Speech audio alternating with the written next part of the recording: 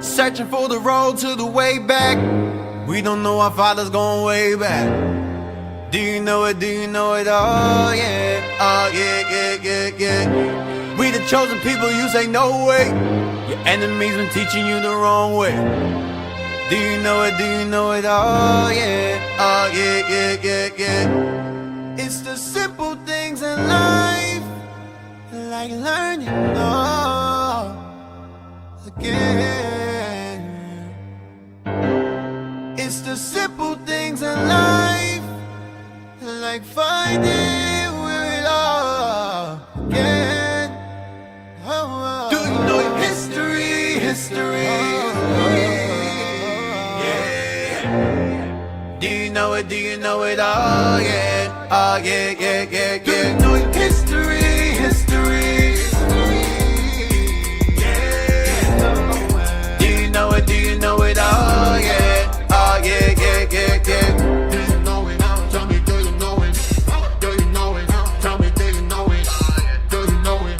Tell me, do you know it? Do you know it? Tell me, do you know it? Do you know it? Tell me, do you know it?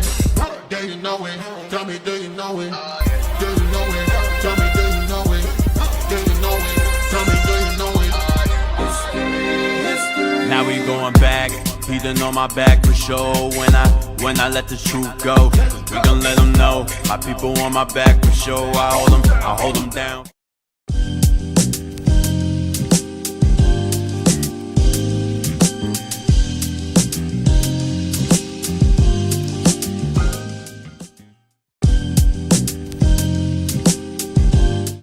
Hey, shalom, shalom, Israel. We're back. You're now tuned into Our Hidden History Radio Show. Hey, shalom. So, hey, look, Yeah. Officer Jazz filling in for the deacon, man. All praises, man. It's always a pleasure. Yeah. It's always a pleasure.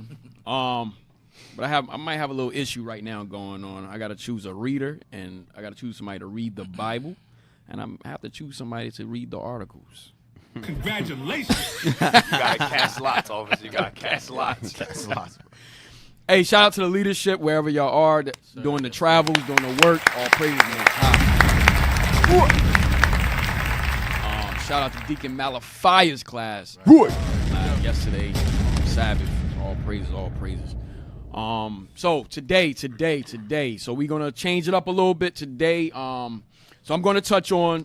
I want to land back. I'm gonna take a trip back a little bit with the slave ships. I want to deal with the slave ships. Just bring out a little something about that. And then we're gonna go into those UFOs that, you know, the whole hysteria that's going on as far as the UFO craze right now, and the drones over Jersey. Like Deacon Malachi touched on yesterday. So we're gonna dive into that a little bit today. Going to what they're seeing today was always around. It's nothing new. Remember the scripture says nothing new under the sun. Get that for me. Oh, shoot, I ain't choose my reader. Ari. All praise. Officer Ari. Oh, God. First lot. Ecclesiastes chapter 1 and verse 9. The thing that hath been, it is that which shall be. So the thing that have been is that which shall be. So the thing that was in the past, it shall be so in the future, right? Go ahead. And that which is done is that which shall be done. And the same for whatever was done in the past shall be done also in the future. Go ahead. And there is no new thing under the sun. Read that again. And there is no new thing under the sun. There's no new thing under the sun. There's nothing under the sun that you can say, yo, that's new. Wow. So we're going to dive into the UFOs. Was they always around? And what were they really called? Were they called UFOs? Were they called UAPs? Did the government always knew about it? So we're going to get into that. But first, let me get that book We're gonna deal with the slave. Give me Deuteronomy 28:68 real quick. Deuteronomy 28:68. So I know Deacon, because just to further go into the slave ships, I hope y'all didn't forget about that. Well, I didn't forget. None of us forgot about it. So, it's repetitive to go over these things over and over again. It's repetitive because a lot of our people, with their imagination running wild, we tend to forget things and lose things. Sometimes we can't retain nothing. We're more visual. We need to see things. That's just how black people think. That's how we operate. So read that.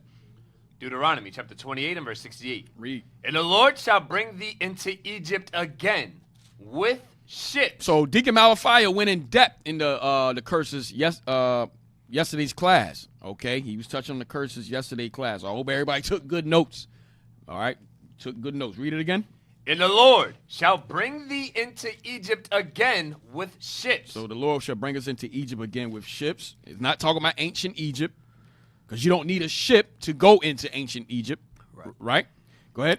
By the way whereof I spake unto thee. At least they done, Esau done established their vision. So now they have what is called the Suez Canal, where they cut it off from Africa. But Egypt was always a part of Northeast Africa, right? Go ahead. By the way whereof I spake unto thee, thou shalt see it no more again. Read. And there ye shall be sold unto your enemies for bondmen and bondwomen, and no man shall buy you. So when we was docked off, the Lord put us on slave ships for breaking his laws. And when we got off, and when we came over here on this side of the world on those slave ships, he also sold us. So when we docked off in various parts of Charleston, South Carolina, and Virginia, okay, even here in Philly, all right, even in Perth Amboy. So when we docked off, and even in Louisiana, so when we docked off in those various places, we were sold to our enemies. Read on. That's it. That was it? Yes, sir. All right, now give me the book real quick. Give me the book. So this is a Edomite, right? She wanted to know some history on slavery in South Carolina in the northeastern part of South Carolina. So she went and did from an area where she was from, near Florence, South Carolina, called Mars Bluff. All right, so she went into some extensive research, and she came across this older brother right here who told her a lot of history about how we were in slavery and so forth, and his grandfather, who was a slave in this same area. All right, so this is called African Americans at Mars Bluff, South Carolina. All right, African Americans at Mars Bluff, South Carolina, by Amelia Wallace Vernon. Next page. Read that. Oh, snap. Wow. Catch a lot again. Yeah, I cast another lot. Let me try Officer Nice. Let me try Officer Neezy. Yes, sir. The earlier years. Alex Gregg Wall. God. Nope, that's not it. That is not it. All right, let me get it. Hey, hold on. Yes, sir. First off, let's read with some energy, man. Let's bring some energy to it. Yes, You sir. messed up on the second word. He did? Yeah. One more chance. He said the earlier years. Come on. I got you. Read the title. I Nervous. got you. I got you. Go ahead. The early years. Alex Gregg walked down a sandy road through a cotton field. He was going to see his daughter, Tina Jump down. I don't Williams. even want all this. Jump down to the bottom. Right. Greg remembered slavery. That's what I want. Gregg remembered slavery, for he was born a slave at Mars Bluff. So Alex Gregg remembered slavery because he was born in slavery in 1844 in Mars Bluff. Read. South Carolina in 1844. Uh-huh. And his memory stretched even further back in. All right. So look, this is a picture of Alex Gregg right here in 1930. It's a picture of him and his second wife, right? Go ahead. So he was born into slavery in 1844, right? Go ahead. The stories he had heard the older people tell. When Gregg described how Africans had come to South Carolina, he told the story as he had heard it told Why they when dropped he- the bomb? I don't know. They dropped. They're trying to help All right. also nice. Oh, Go back. Hey, read that part again. I don't know why they dropped the bomb. Not yet. Y'all ain't got to drop the bomb right now, but go read that part again. That reading is fire. Yes, sir. The stories he had heard the older people tell. When Greg described how Africans had come to South This guy Carolina, crazy over here. Read it again. Y'all, hold on, man. Y'all killing me. Read it again. the stories he had heard the older people tell.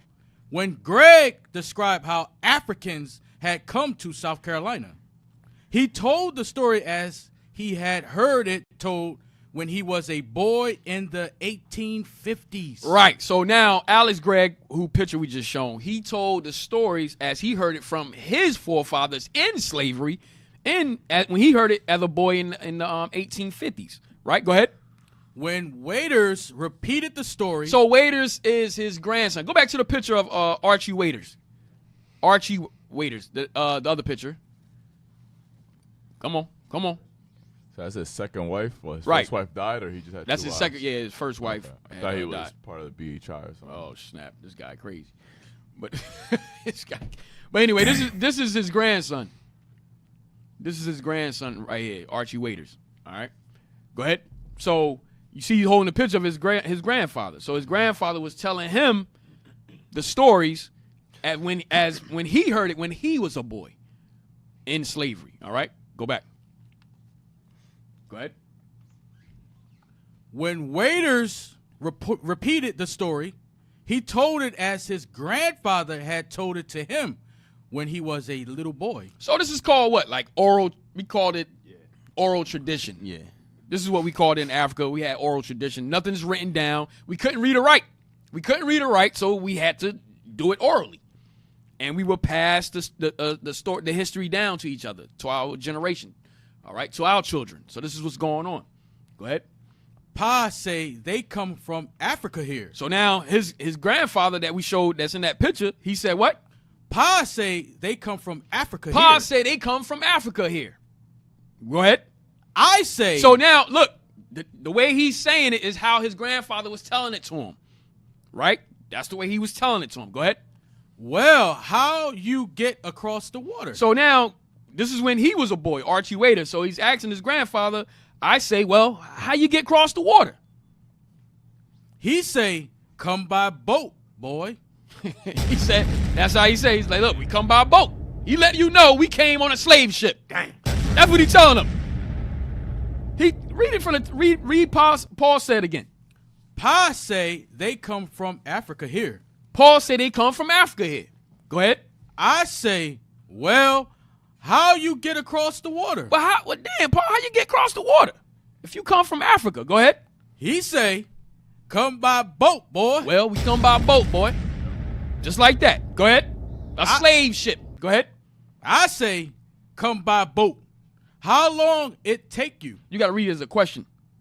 I say, come by boat. How long it take you? So he said, I say, come by boat. How long it take you? Go ahead. 6 months and a year. He telling you how long it took. 6 months and a year. 6 months or a year on the boat. Go ahead. How many come on the boat with you? So how many? So look, he's inquisitive. He want to know, dang, well, how many came on that boat? Go ahead. A heap of them. He said a heap of them. Go ahead. He say, heap of them. Don't know how many come over. So we know now how many come over. They what, about 400, 300, some 100, 150. Okay, so he at this time, he's like, I don't know how many, but it was a lot of us. That's what a heap of them mean, a lot. Go ahead. I said, when you landed, how you do it? So when y'all land, how you land? How you get close to the port or whatever? Go ahead. Ship couldn't get close. So he letting them know the ship couldn't get too close. Go ahead. Got off the ship onto a flat built over the water. Right. So now you come off the ship, you walk over a flat that's The dock? a dock. Yes, a dock built over the water. Go ahead. The ship pulled up there, and that when they unloaded them, long walk on a flat, and they come up in a building. Yep. They come up in the building. Go ahead. Ship come in at Georgetown. So now he even gave him the location. The ship came in at Georgetown, South Carolina, okay, which is a little north than Charleston. All right, so you had the port at Charleston, then now you got Georgetown that the ships was coming in at. Go ahead. That's where they unloaded at. Mm-hmm. So now he's like, yo, we got unloaded at Georgetown. Go ahead. And men out there picking out who they want to get. This is Deuteronomy 28:68 right here, man. Now, after you come off the slave ship, now the men is out there picking who they want. Now you're being sold. Go ahead. You can't deny this. This is oral history right here. This is oral history. Remember, his grandfather was in slavery, so he's hearing it from his parents and so forth as he's being brought up in slavery in the 1850s. They letting him know, look, we came over here from Africa. They loaded, they brought us over here on a slave ship. They docked us off in Georgetown, and now we at what? We getting sold. Read that again. Ship come in at Georgetown. Uh-huh. That's where they unload at. Read. And men out there picking out who they want to get. So they out there bargaining. 25, 35, it's an auction. 25, 35, 45, 45, 50, sold. Go ahead. Heap of people be there buying. A heap of people be there buying. Buying slaves. Read. Come over here. Come over here. That's what they saying to us. Come over here. Come over here. Go ahead. Come over here.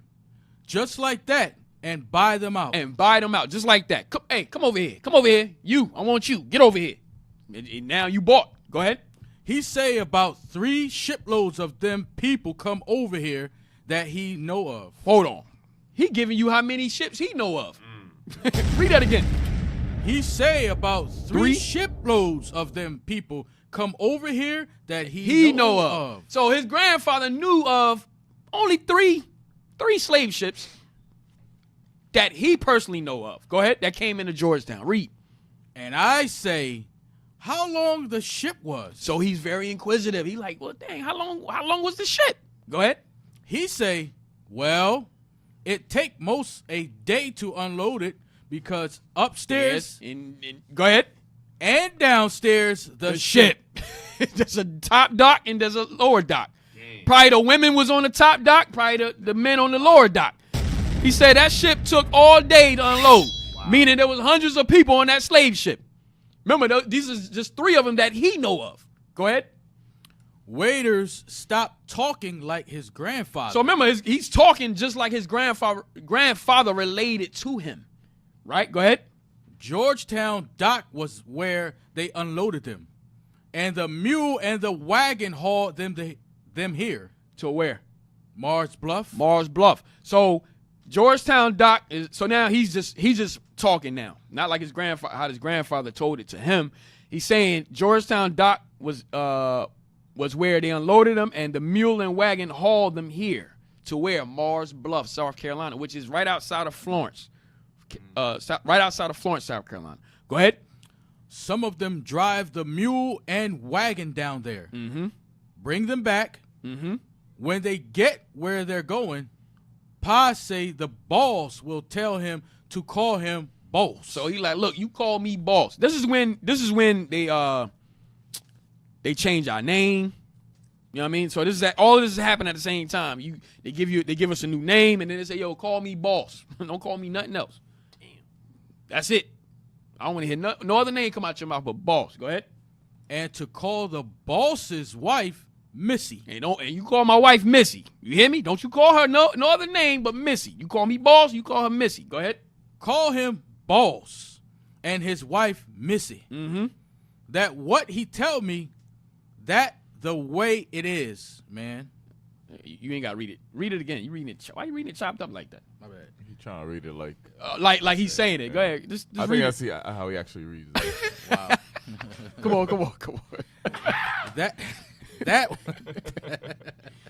That what he tell me.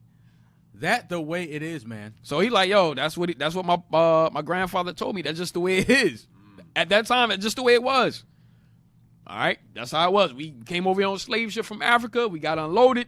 We were sold. Brought us back on a mule to Mars Bluff. And he like, look, you call me boss. You call my wife Missy. That's just how it is. Right? Now, I want you to read this part right here. Watch this. Yes, sir. the Africans' arrival in Georgetown, as described by Greg, was not the typical arrival from Africa. Most Africans entered South Carolina through the port of Charleston. So Charleston was the original port, right? Go ahead. Also, many were not sold immediately off the ship, So many of us wasn't sold immediately off the ship. Go ahead.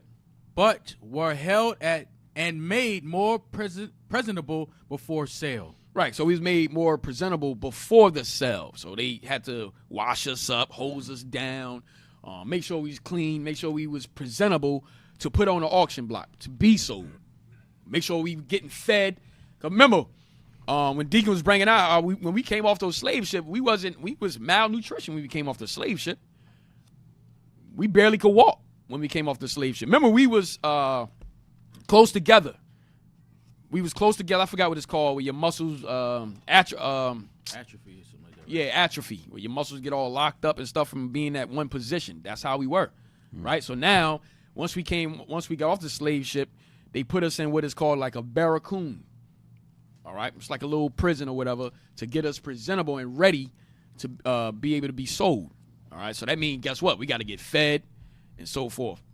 Kind of the same as Daniel. Remember in Daniel, he had the give me that. I think it's Daniel 1:8. You start up a little bit. I start at verse 8. Daniel, chapter 1 and I'll start at verse 7. Verse 7. Unto whom the prince of the eunuchs gave names. For he gave unto Daniel the name Belshazzar, and to Hananiah Shadrach, So there you go. Change our names, right? Go ahead. and to Mishael Meshach, and to Azariah of Abednego.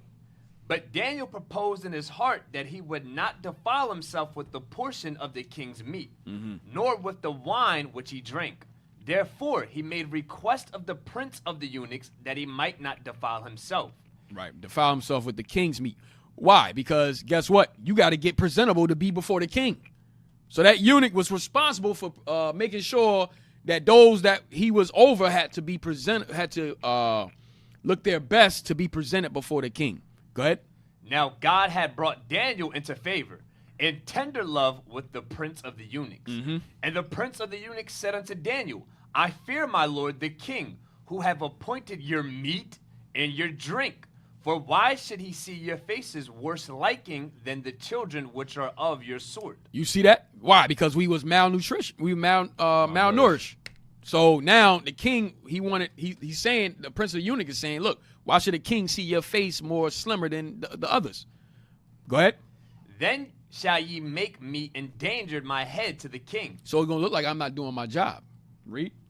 Then said Daniel to Melzar, whom the prince of the eunuchs had set over Daniel, Hananiah, Mishael, and Azariah, prove thy servants, I beseech thee, 10 days, and let them give us pulse to eat and water to drink. So he's like, look, man, just prove your servants. Just trust us. Just give us what we ask for. We're going to be good. Go ahead. Then let our countenance be looked upon before thee, and the countenance of the children that eat of the portion of the king's meat. And as thou seest, deal with thy servants. So we consented to them in this matter, and proved them 10 days. And at the end of 10 days, their countenance appeared fairer and fatter in flesh than all the children which did eat the portion of the king's meat. Right. So now going back to us being coming off the slave ship and putting in a barracoon or whatever to be presentable to be bought. Same situation. We had to, of course, they had to make sure we was back, give us some food and so forth, so we would look presentable. So we would pretty much put some weight on our bodies once again. All right, and help us with our health. All right. Oh, read that. We got a barracoon. Read that.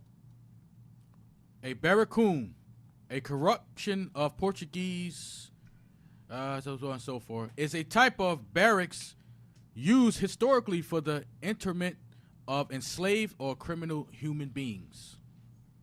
Right, for the internment of enslaved or criminal human beings. Go ahead. In the Atlantic slave trade, captured individuals were temporarily transported to and imprisoned at barracoons along the coast of West Africa, where they awaited forced transportation across the Atlantic Ocean.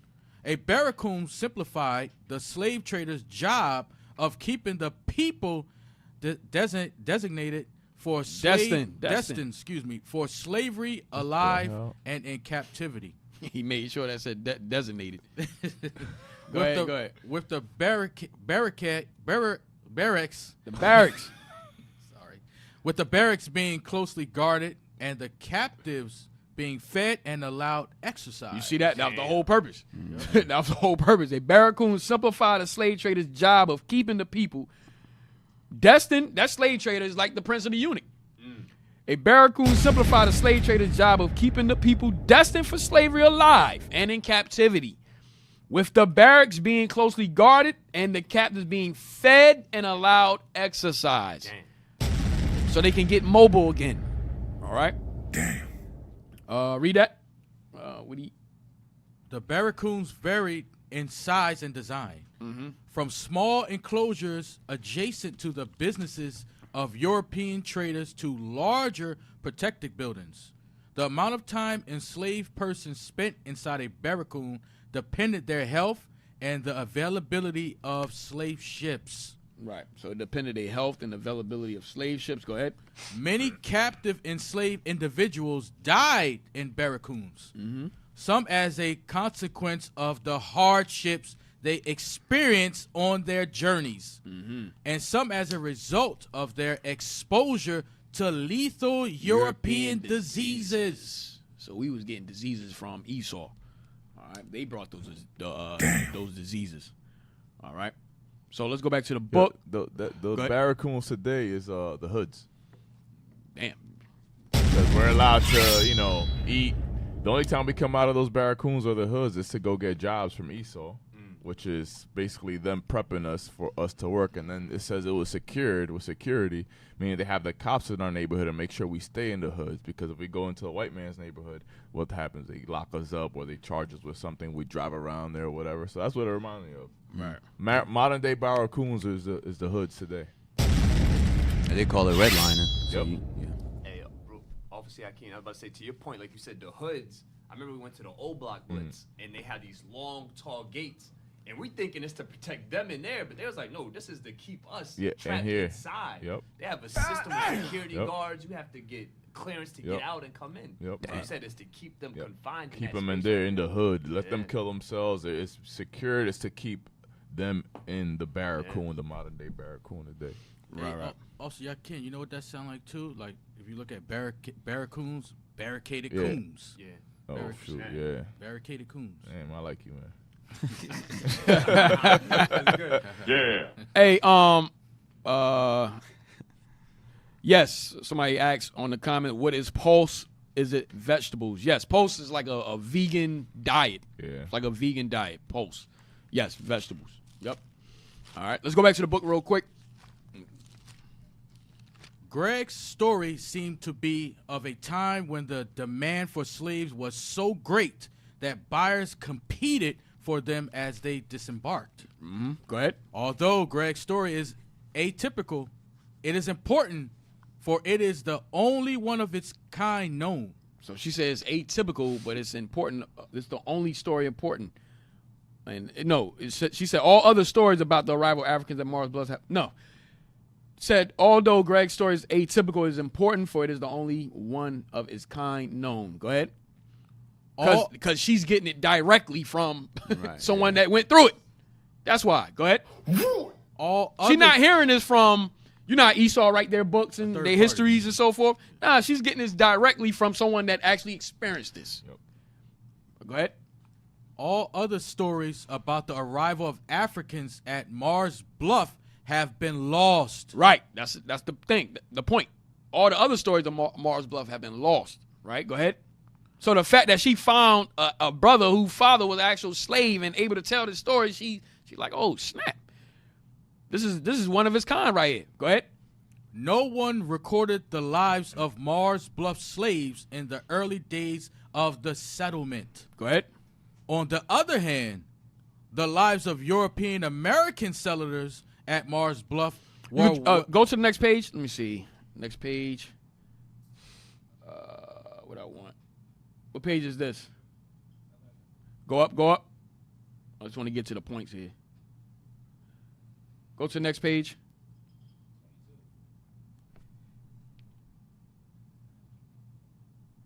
Next page. Go down, go down.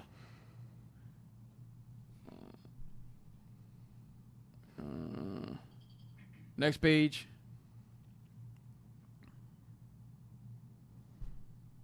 Right here. Read that. I just want to get to the points. Read that real quick. Waiters, Check this out. Waiters made one remark about Georgetown that seemed inexplicable. He said, when they landowners at Mars Bluff want to take those people, slaves, what working for them back down there, get in touch with their family overseas. Can you read it? All praises. Damn. There's no life in it. Like, Wow. Go ahead. Waiters. Waiters made one remark about Yeah. Georgetown. Put your mic, bro. Oh, This God. guy crazy. right? God. Can I read off there? Go ahead. Yeah, go ahead. Waiters made one remark about Georgetown that seemed inexplicable. He said, when they, landowners at Mars Bluff, want to take those people, slaves, what working for them back down there. Stop. So he wanted to take, if the slave owners wanted to take them back down to Georgetown, where remember they got docked off at Georgetown. So the slaves, if they want to go back down there, go ahead. Get in touch with their family overseas. Stop. Oh, read it. Read that again. Get in touch with their families overseas. So if they wanted to go back down to Georgetown, why would they go back down to Why would they want to go back to Georgetown to get in touch with their family overseas? Why? Because guess what? They knew we was coming from Africa. So they like, yo, maybe those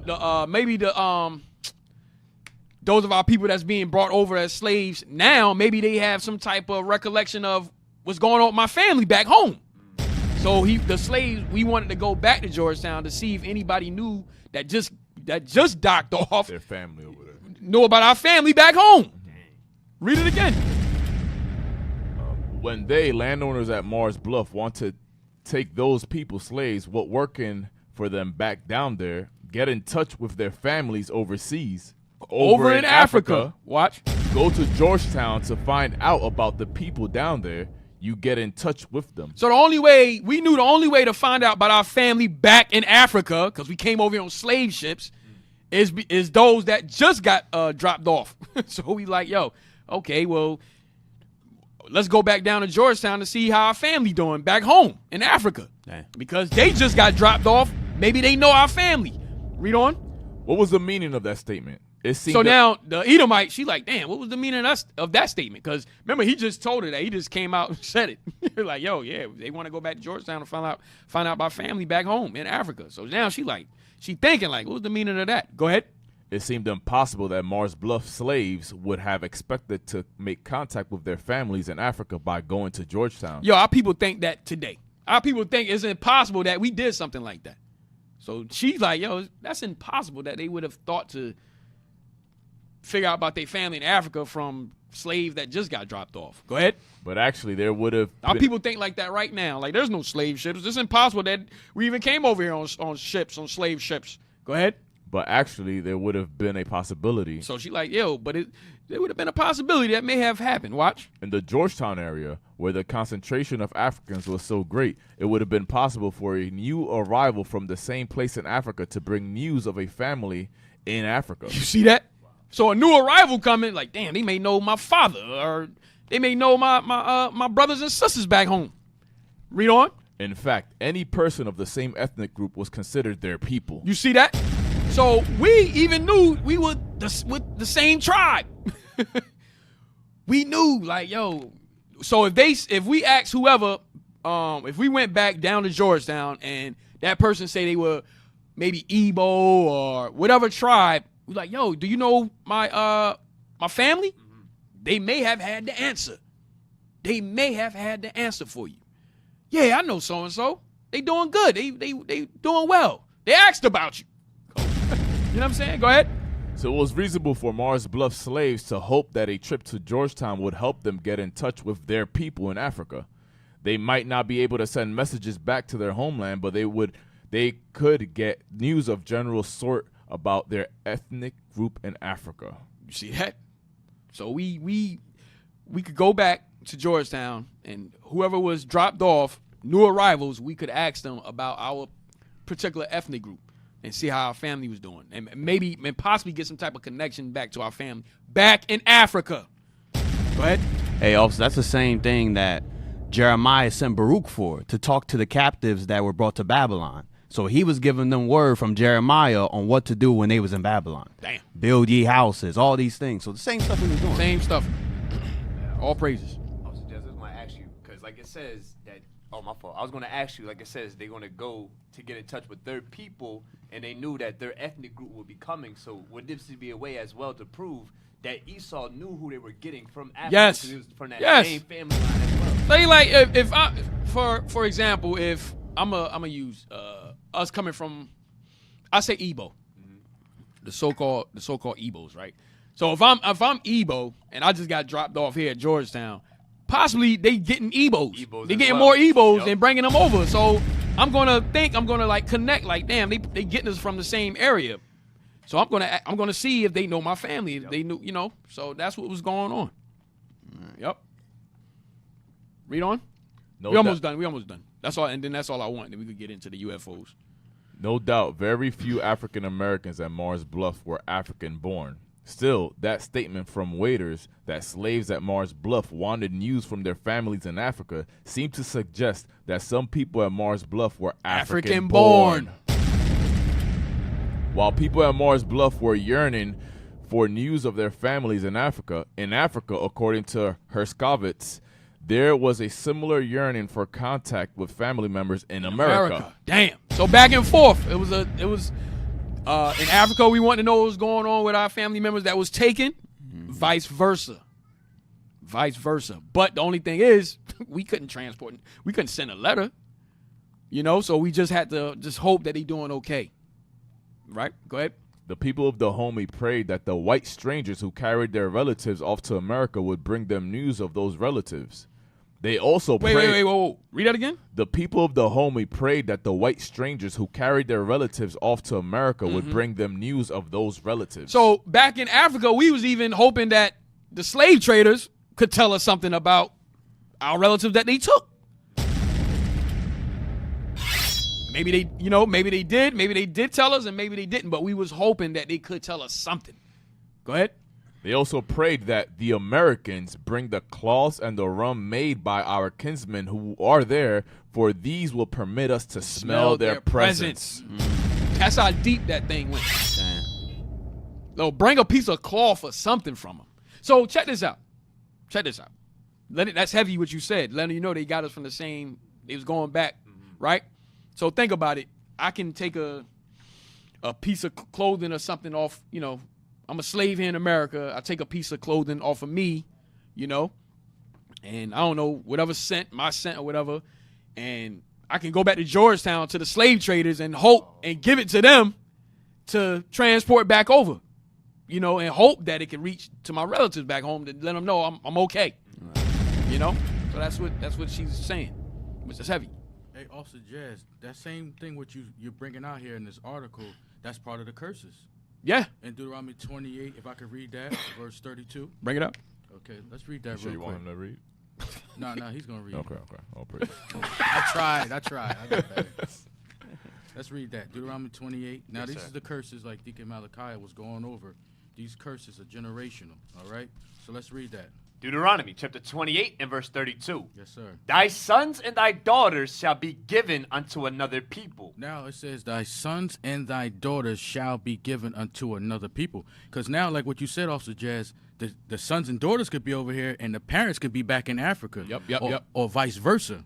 Go ahead, read on. And thine eyes shall look and fail with longing for them all the day long. Like you said, they were trying to send letters and little piece of garments or clothing or something that maybe you can send back to my people to let them know I'm okay. Read on. And there shall be no might in thine hand. We didn't have might to do that.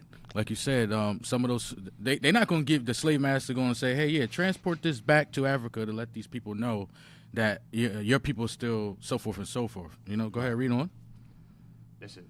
maybe maybe the Most High would show favor No back might. to us back then or whatever, and put the spirit on the slave trader to take it from us, and like, okay, I can try to take it back to your ethnic group, Right. Yes, sir. and hope to and then when the slave trader, because we knew the slave trader was coming back, because he's bringing our people, he's bringing the same our people over. So if he came back, then you can possibly ask him like or find out some information. So what happened or whatever. Right. That's not far fetched, because remember with Jeremiah, Nebuzaradan that came and took them captives, he was given orders by Nebuchadnezzar to do whatever Jeremiah wanted. So he was, wherever you want to go, I'll take you, or you can do whatever you need to do in Jerusalem. So some of our captives could have been used in that way for our help. Right. Exactly. Right. That's the longing for them all today. Yeah. Hey, somebody talk, man. I'm trying to find something. Something just popped in my head. So. You want me to finish the last paragraph? No. That's it. We could drop that. Did you have something? I'm looking for something though. Okay. Hey, get Baruch 1 really quick. Just to go where we was talking about how even in Babylon, there was different groups of us taken to Babylon. Taken, yes. That were taken with, I believe it was with Jehoiakim. Damn, you heard that? It was with Jehoiakim. Y'all getting on me, man. Y'all getting on me. Jehoiakim. It was took You spreading that spirit. Yeah. Let's blame it on him. All praises. Nah, it's not. It was taken, master. A spirit came on me. What was the two groups that were taken with to Babylon? It was in time of King Jehoiakim and Jehoiakim that were taken. So there was two separate groups. One came with Daniel and another came with Ezekiel. So Baruch was sent by Jeremiah to go and talk to the captives. So read Baruch chapter 1 and verse 1 really quick. Baruch chapter 1 and verse 1. Is this mic on? Yeah, it sounds like You got to talk in your mic. Baruch chapter 1 and verse 1. Uh-huh. And these are the words of the book, which Baruch, the son of Neriah, the son of Messias, the son of Zedekias, the son of Asidius, the son of Chelkis, wrote in Babylon. In the 5th year, in the 7th day of the month, what time as the Chaldeans took Jerusalem and burnt it with fire. Read on. And Baruch did read the words of this book in the hearing of Jeconiah, the son of Jehoiakim, king of Judah, in the ears of all the people that came to the heat of the book. So Baruch came to Babylon. You read that wrong, too. They hear the book. To read with Hooked on Phonics. Dang. They got commercials for y'all, everything. Wow. But Baruch came to read the words that Jeremiah gave him in the ears of everybody that came in the time of Jeconiah, which was Jehoiakim. Now go to Ezekiel chapter 1 and read verse 1. what's going on, bro? Yeah, damn. It's a spirit today. Ezekiel chapter 1. Yes, sir. 1 and what? 1 and 1. Ezekiel chapter 1 and verse 1. Now it came to pass in the 13th year, in the 4th month, in the 5th day of the month, as I was among the captives by the river of Cherbar, that the heavens were open, and I saw visions of God. In the 5th day of the month, which was the 5th year of the king Jehoiakim's captivity. So Ezekiel now was taken in the captivity of Jehoiakim as well. So he most likely also heard the words of Baruch. And even Ezekiel writes about Daniel in his captivity. So they was hearing reports from Baruch, the things that was happening with Daniel. They was hearing back from Jeremiah in Jerusalem. Right. So it's the same stuff that we reading about in the book. Hey, remember, also we were scattered throughout the 4 corners of the earth, right? So we had colonies set up. We had settlements all over the earth, since the time of the Syrian captivity. Deacons been going into that. Remember, we in China. We became the Scythians and Tartar. We was in India. So we was always a migrating people, but mainly through captivity. So we had settlements where we can reach our tribe, our families, and so forth back. And think about it. Oh man, there's a link. Bishop used it. Man, hold on. Hey, go to African Source. African Source. Bishop just used this link. Hey, matter of fact, do y'all have La Bagola? You remember that book? Yeah. Y'all have that? We should have it.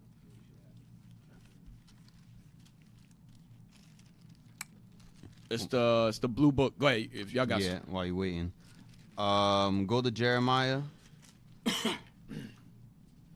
29 and verse 4 and 5. So this is another example. Jeremiah chapter 29 and verse 4. Start with verse 1 and then jump to verse 4. Verse 1. Now these are the words of the letter that Jeremiah the prophet sent from Jerusalem unto the residue of the elders, which were carried away captives, and to the priests, and to the prophets, and to all the people whom Nebuchadnezzar had carried away captive from Jerusalem to Babylon. So Jeremiah was writing to those captive in Babylon.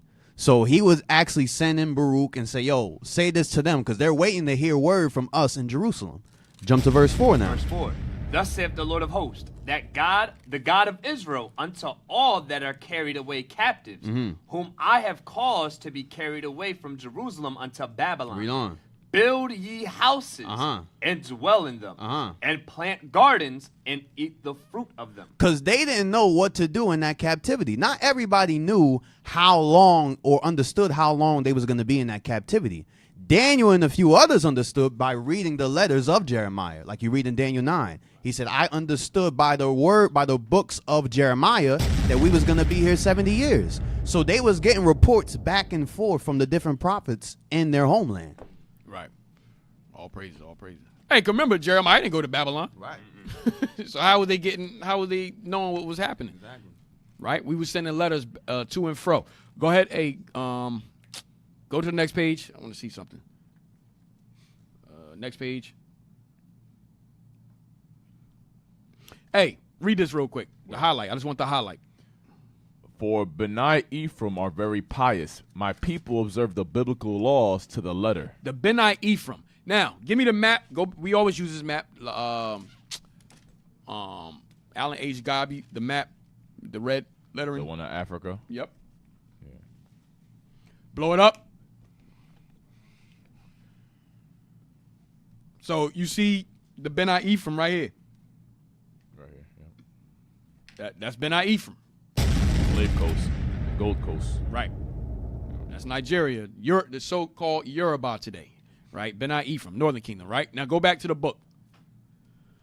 I just want to show you something. I can't find a link that Bishop used his last class, but it goes into that when we was expelled out of Spain.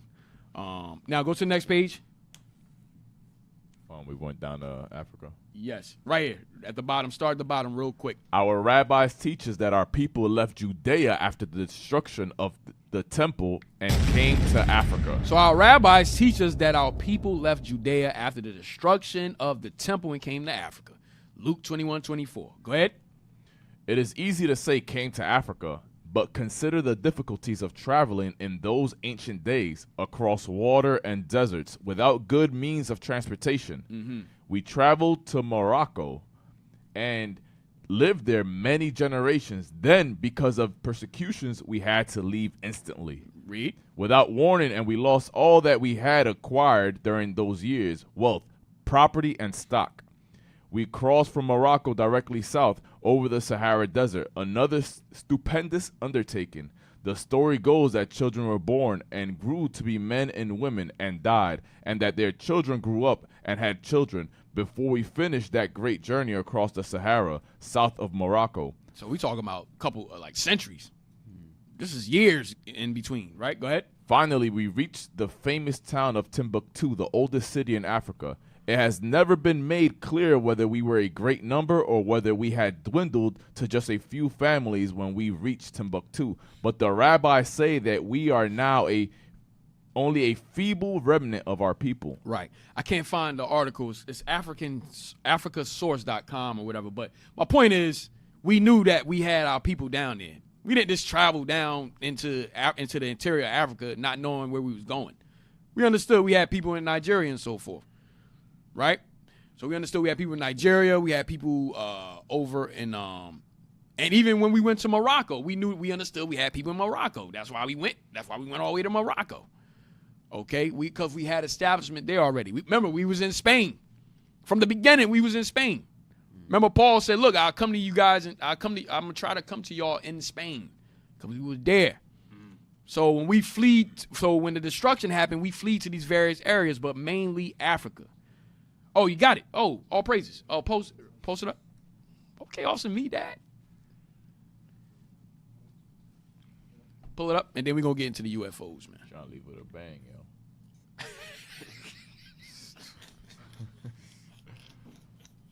Oh, the Ladinos, okay, yeah. Yo, hey, read that. The Ladino Moors. All praise, Bishop just brought this out. But watch this. The Ladino Moors, the Jews of Cape Verde, the Guinea Rivers, and Gulf of Biafra. The decline of the Moors of the Iberian Peninsula suffered great and incalculable losses when their centuries-old rule was brought to a violent end in Spain in 1492 following the loss of the Caliphate of Granada. Beginning from the same 1492 in Spain and in 1497 in Portugal, the exile of the original Dark Sons was inaugurated. The conquering European armies were filled with a strange bloodlust and an incurable pathological jealousy of the Moors. It was their simple wish to dispossess the Moorish owners of the land, confiscate all their properties, and enslave their bodies. Right. It was easy and simple for them because the fight for the Iberia had been drawn across racial lines. So-called white Asiatic Europeans versus so-called black and brown Africans and Afro-Arabians. New World Order. The Moors occupied the land. Go down. Finally, with the conquest. Finally, with the conquest of Granada in 1492 by the Spanish branch of the Crusaders, all hell was let loose on the hapless Moors living in Spain and in Portugal. Go down. I just wanted to get to the point. Yes, it so happened in 1496. It so happened in 1496 and 97, Portuguese King João II and Manuel I hoarded hundreds of thousands of Jews, sent them into exile on the West African coast of Guinea and Biafra, and on the islands of Cape Verde and Sao Tome, into a life of perpetual slavery. These peculiar branch of the Iberian Moorish Hebrews were called the Ladinos. Ladino means Latinized Negroes. It was a racist term used for the black Jews of Iberia who were soon deported to African islands and coastal settlements and used as the first slaves in the sugar plantations. Right, so they deported us here, but my point is we was able, because remember, we was already in Africa, so we was linking up with our people there as well. All right, so we already was in Africa, in those areas. Remember the book Critical Review? Bishop always used the book Critical Review, where those of us, remember when they banished us from Portugal, they called us the Black Portuguese, but when we got around our brothers and sisters that was already in Africa, they despised us. They despised us. But we knew that we was in those areas. All right? That's the point I'm trying to bring up. All right? Now. Hey, Sister Paulette. Hey, put up the Sister Paulette. You could text us at, let me see that. Sister Paulette in the comment. Give me the number. You could text us at 267-702-6121. You could text us at 267-702-6121. Or you can call in. The Zoom number is posted right in the corner over there. What's the Zoom? Go to the Zoom number. They got to click the Zoom link in the description. Yeah, all right. Yeah, just click the Zoom link if you want to call in. If you want to call into Zoom, just click the Zoom link, all right? Yep. All right. So now, let me see. Should we take a break and then probably come back to come back? Yeah. Cause we're gonna take a short break. We're gonna take a turn. All right, we're gonna get into the UFOs a little bit. All right, we're gonna take a turn. So we're gonna take a quick break and we'll be back. All right.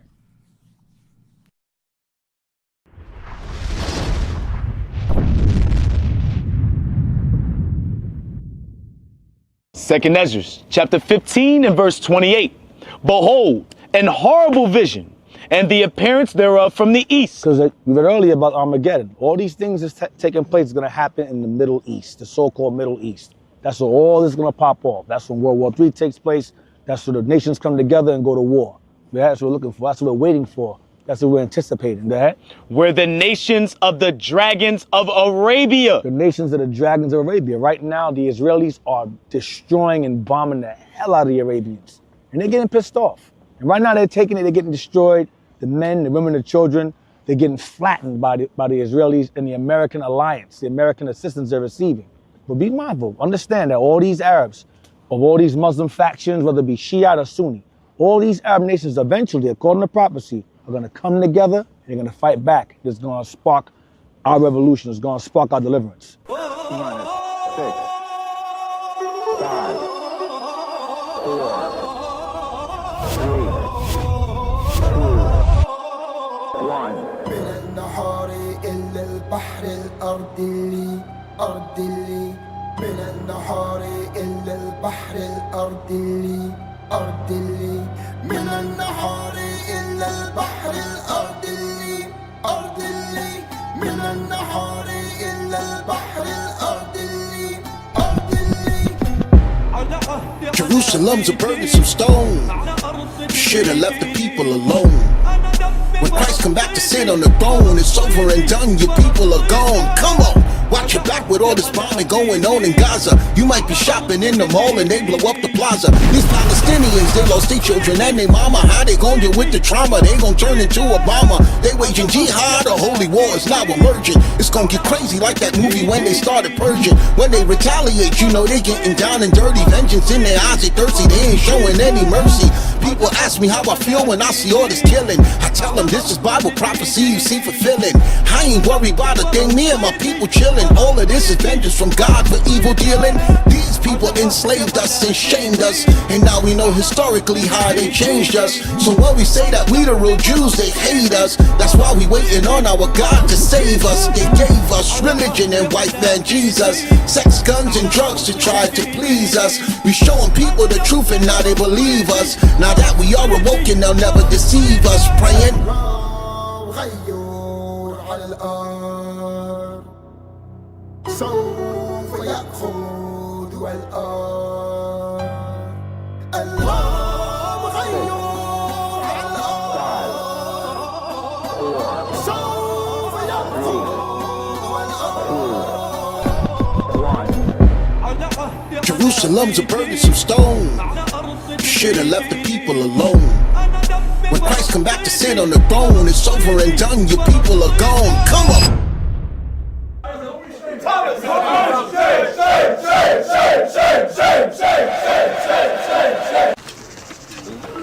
Hey, Shalom Israel, Most High in Christ bless. Deacon Isaac here. We are live on the set. In the back of me is the choosing of one of the apostles, that being Matthias, who had to replace the traitor Judas Iscariot. So we just shot the scene in here. It went wonderful. All praises to the Most High. Y'all say too, man, we doing big things in Israel. You know, we're working together to bring the Bible to reality, and it is coming to pass. I'm telling you, the image of the beast is going to be cast down. His voice, his image, his doctrine, we taking over. All right? Y'all continue to support. Most High in Christ bless.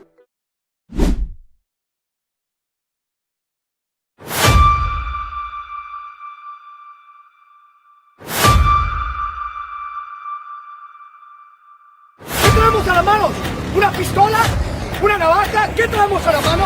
¿Con qué estamos peleando? ¿Con qué? Samuel 1.15, Reina Valera dice de la ley. Donde el ángel dijo, ellos se tienen que ir, ¿verdad? Y esconder y correr. ¿Dónde tienen que irse? Para esconderse de Herodes. ¿Dónde? ¿Dónde queda Egipto? Marrón. ¿Qué color eres tú, mi hermano? ¿Eres blanco, gris, verde o tú eres bronce? Tú eres bronce, tú te ves como Cristo.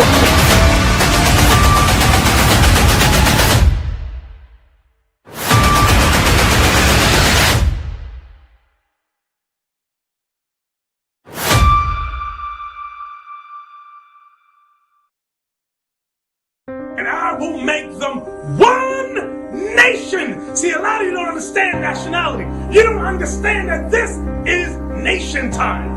We've been destroyed as a people. They divided us up. You ever hear the old saying? Divide and conquer. That was the white man's slogan. Divide them and conquer them. That's how they destroyed us as a people.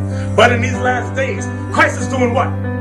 Eso está supuesto leer en el libro de la ley de Dios claramente. ¿Dónde estamos nosotros en la Biblia? ¿Dónde se encuentran los argentinos en la Biblia? Esta palabra está a ustedes, los hijos de Israel, el moreno, el latino, el indio nativo, la misma gente que está en Isaías 11. ¿Quién es más aborrecido que el hombre negro, que el hombre indio nativo? ¿Por qué nuestra historia empieza con la llegada de Cristóbal Colón y los conquistadores? ¿Qué pasó antes de su llegada? You are living in the greatest time on earth. La Biblia está escrita para las 12 tribus de Israel, de principio a fin. You are sons and daughters of God. You are those Indians in Argentina and Chile must learn this truth.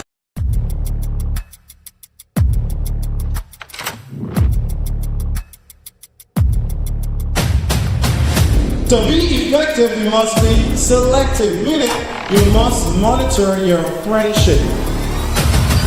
3. Stop the violence!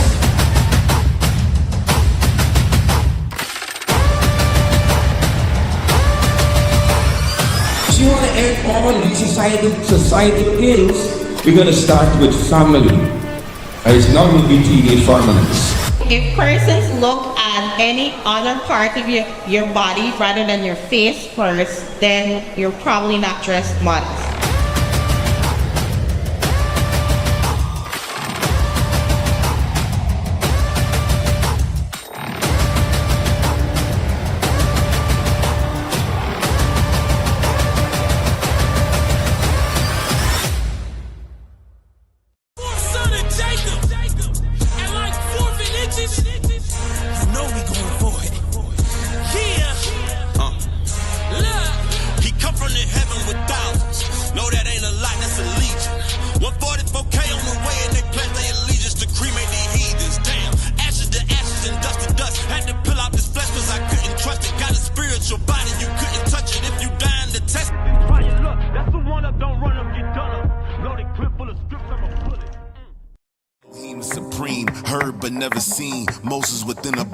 Jacob within a dream, the rock issued a stream, angels at my higher name, fire to 5 cities, incinerate everything, when oxen made us clean and blood sprinkles atone, Ephos has shown with 12 glorious stones, silver shofar blown twice early in the morn, Lord within our minds, the promises in our bones, the covenant in our tongue, the temple upon the hill, hallelujah was sung, the mercy seat was concealed, prophets walking the earth, wisdom being revealed, looking up in the heavens, see a will within a will.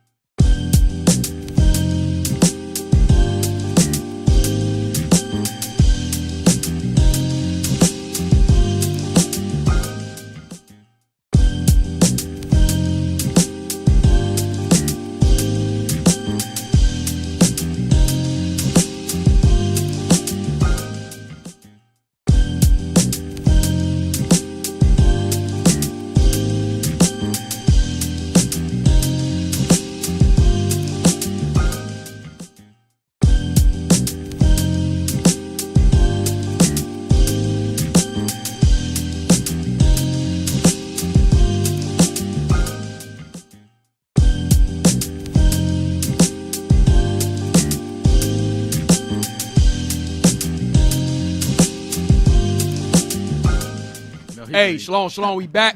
We back from the break. We back. All right, we got a text. We got a long text. Dang. That's also nice. We got a very long text. Come on, read that. Come on. Peace, OHH. When I first started looking into my own personal history, I found a document about a historical account of the transportation of slaves from the west coast of Africa. Okay, go ahead. It was stated that none of the slaves on board the ship spoke the same language. That's true.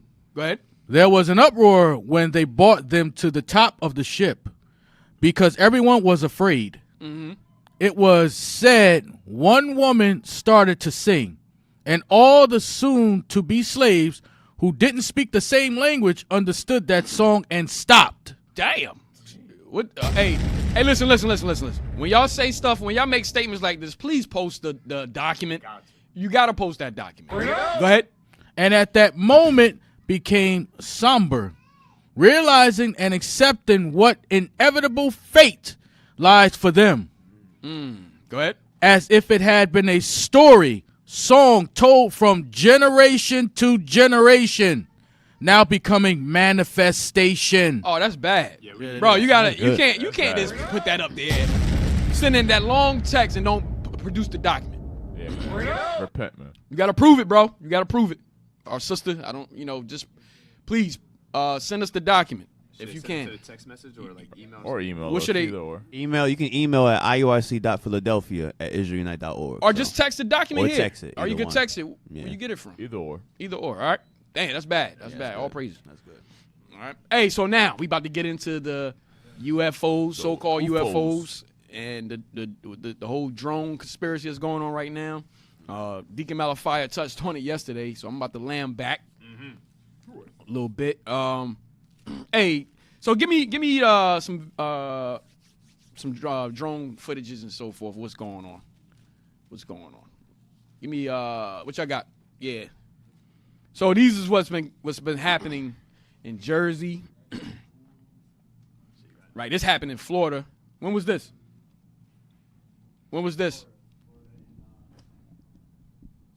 Give me some of the ones in Jersey. So what's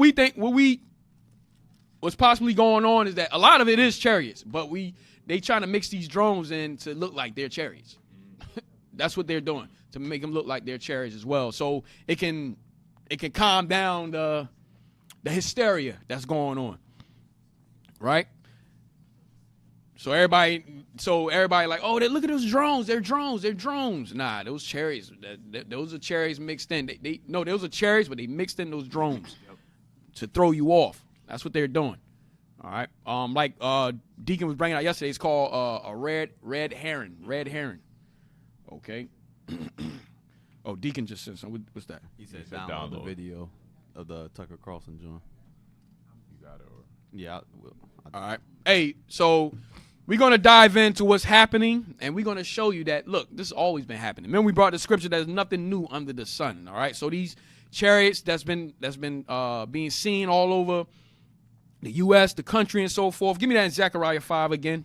Deacon brought it out yesterday, Zechariah 5. Zechariah chapter 5 and verse 1. And then you can get your video and so forth, right?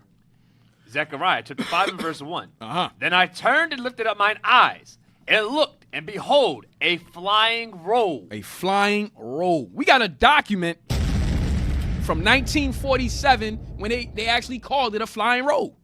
They know what's going on. 1947, FBI document, flying roll. All right, we're gonna if we have time. I don't know if we be able to show everything today, but go ahead. And he said unto me, Lord's will, if we don't show it all, Lord's will, the deacon could bring it out, or the leadership could bring it out. Go ahead. And he said unto me, what seest thou? Mm-hmm. And I answered, I see a flying roll. The length thereof is 20 cubits, and the breadth thereof 10 cubits. Then said he unto me, this is the curse that goeth forth over the face of the whole earth. Hey, look up 20 cubits. 20 cubits. So a flying roll, the length thereof is 20 cubits. Look that up real quick.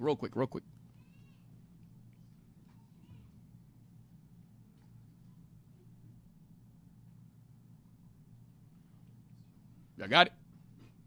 We got another text? Yes, sir. Oh, hopefully that's the document. Yeah. Check the text. Get the text while you look up 20 cubits. God damn. That's the same? Oh, You said post a document, not Go ahead. Just read it. I'll read it real quick. Furthermore, I know when we got to the United States, they had specific scriptures taught to the slaves to ensure that they were obedient slaves.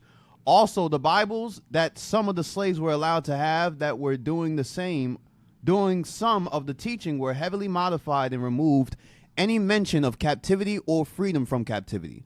Yet and still, our ancestors always sung about Moses, chariots freeing them, and Israel being redeemed from Jordan, Babylon, and other scattered locations, which can only be possible because of prior knowledge and a deeply involved history and knowledge of such geographical history. Right. Yes, that's true. We got a book actually that we're gonna, Lord's will, if we get to it, that explains that. Go ahead. Right. It is of no doubt in my mind that since we were not allowed to read or write, our ancestors did the best they could to pass down the remembrance through song and oral tradition. Yes, that's true. That's what we just brought out earlier with the book African Americans at Mars Bluff. It was oral traditions. All right. I'm not going to call it oral tradition. I'm going to call it oral history. Yeah. It was oral history that we passed down from generation to generation because we couldn't read or write. All right. And that's the same thing with the Song of Moses when he said, sing this before the children of Israel. And it was about their captivity. Right. And the songs of David. By the river Babylon, they require of us a song. Same stuff.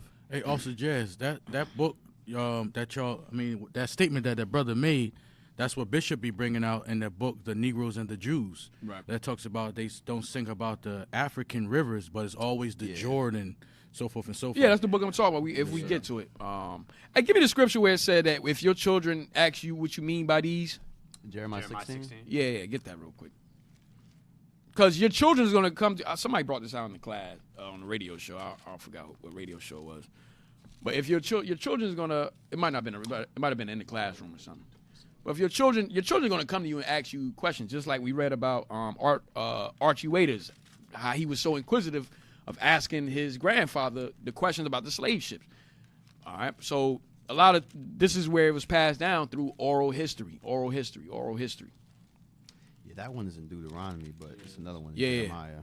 That's all right. If y'all find it, whatever. But let's move on. Okay. Give me the 20 cubics real quick. Read that. Says 20 cubits is equal to 10 yards. Hey, where is it where y'all just had it? It said 30 feet or something? Where was that at? Y'all just had it. I just seen it. I don't know why y'all went 30 feet. Yeah. There you go. Convert 20 cubits to feet. 20 cubits equals 30 feet. So the length of that road, that chariot, was 30 feet. Out the length of it. All right. Go back to Zechariah. Read on. And he said unto me, What seest thou? And I answered, I see a flying roll. The length thereof is 20 cubits, and the breadth thereof 10 cubits. So the width is 10 cubits. Look up 10 cubits. So the length 30 feet, the width.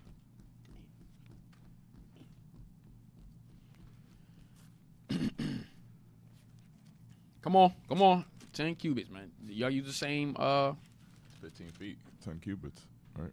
Yeah, 15 feet. Yep. All right, so my headphones just went out. Yeah, mine did too. So the length thereof is 30 feet, and then the width is 15 feet. All right? 30 feet, the length 30 feet, the width of 15 feet. Read on. Then said he unto me, This is the curse that goeth forth over the face of the whole earth. So all these sightings, and the majority of the sightings is happening here in the U.S. This is the curse. This is the curse. It's a curse unto Esau. All right, to the so-called white man. It's a curse to them. Go ahead. For everyone that stealeth. What did they steal? Give me Ezekiel 35 and 10. Ezekiel 35 and 10. Ezekiel chapter 35 and verse 10. Because thou hast said, these two nations and these two countries. What two countries? The land, our land, Israel and America. We was there. Israel and America, we were there. But what they say? These two nations and these two countries shall be mine. You see that? So they calling themselves Jews in the land of Israel, in our land, and now over here in America, they saying that they're the Christians. Right? Read it again. Because thou hast said, these two nations and these two countries shall be mine. Right. They took it into possession. Colonialism. Go ahead. And we will possess it. And what? And we will possess it. And they said that they will possess it, meaning they're going to take it. They conquered us. Go ahead. Whereas the Lord was there. You see that? Whereas the Lord was there. Read on. Therefore. That's it. That's all I want on that. All right, so go back. Yes, sir. Zechariah chapter 5 and verse 3. Then said he unto me, this is the curse that goeth forth over the face of the whole earth. So it goeth forth over the face of the whole earth. Hey, go back. You just posted something with those were UFO sightings? Huh? Yeah, put that back up. Yeah, that's a good one.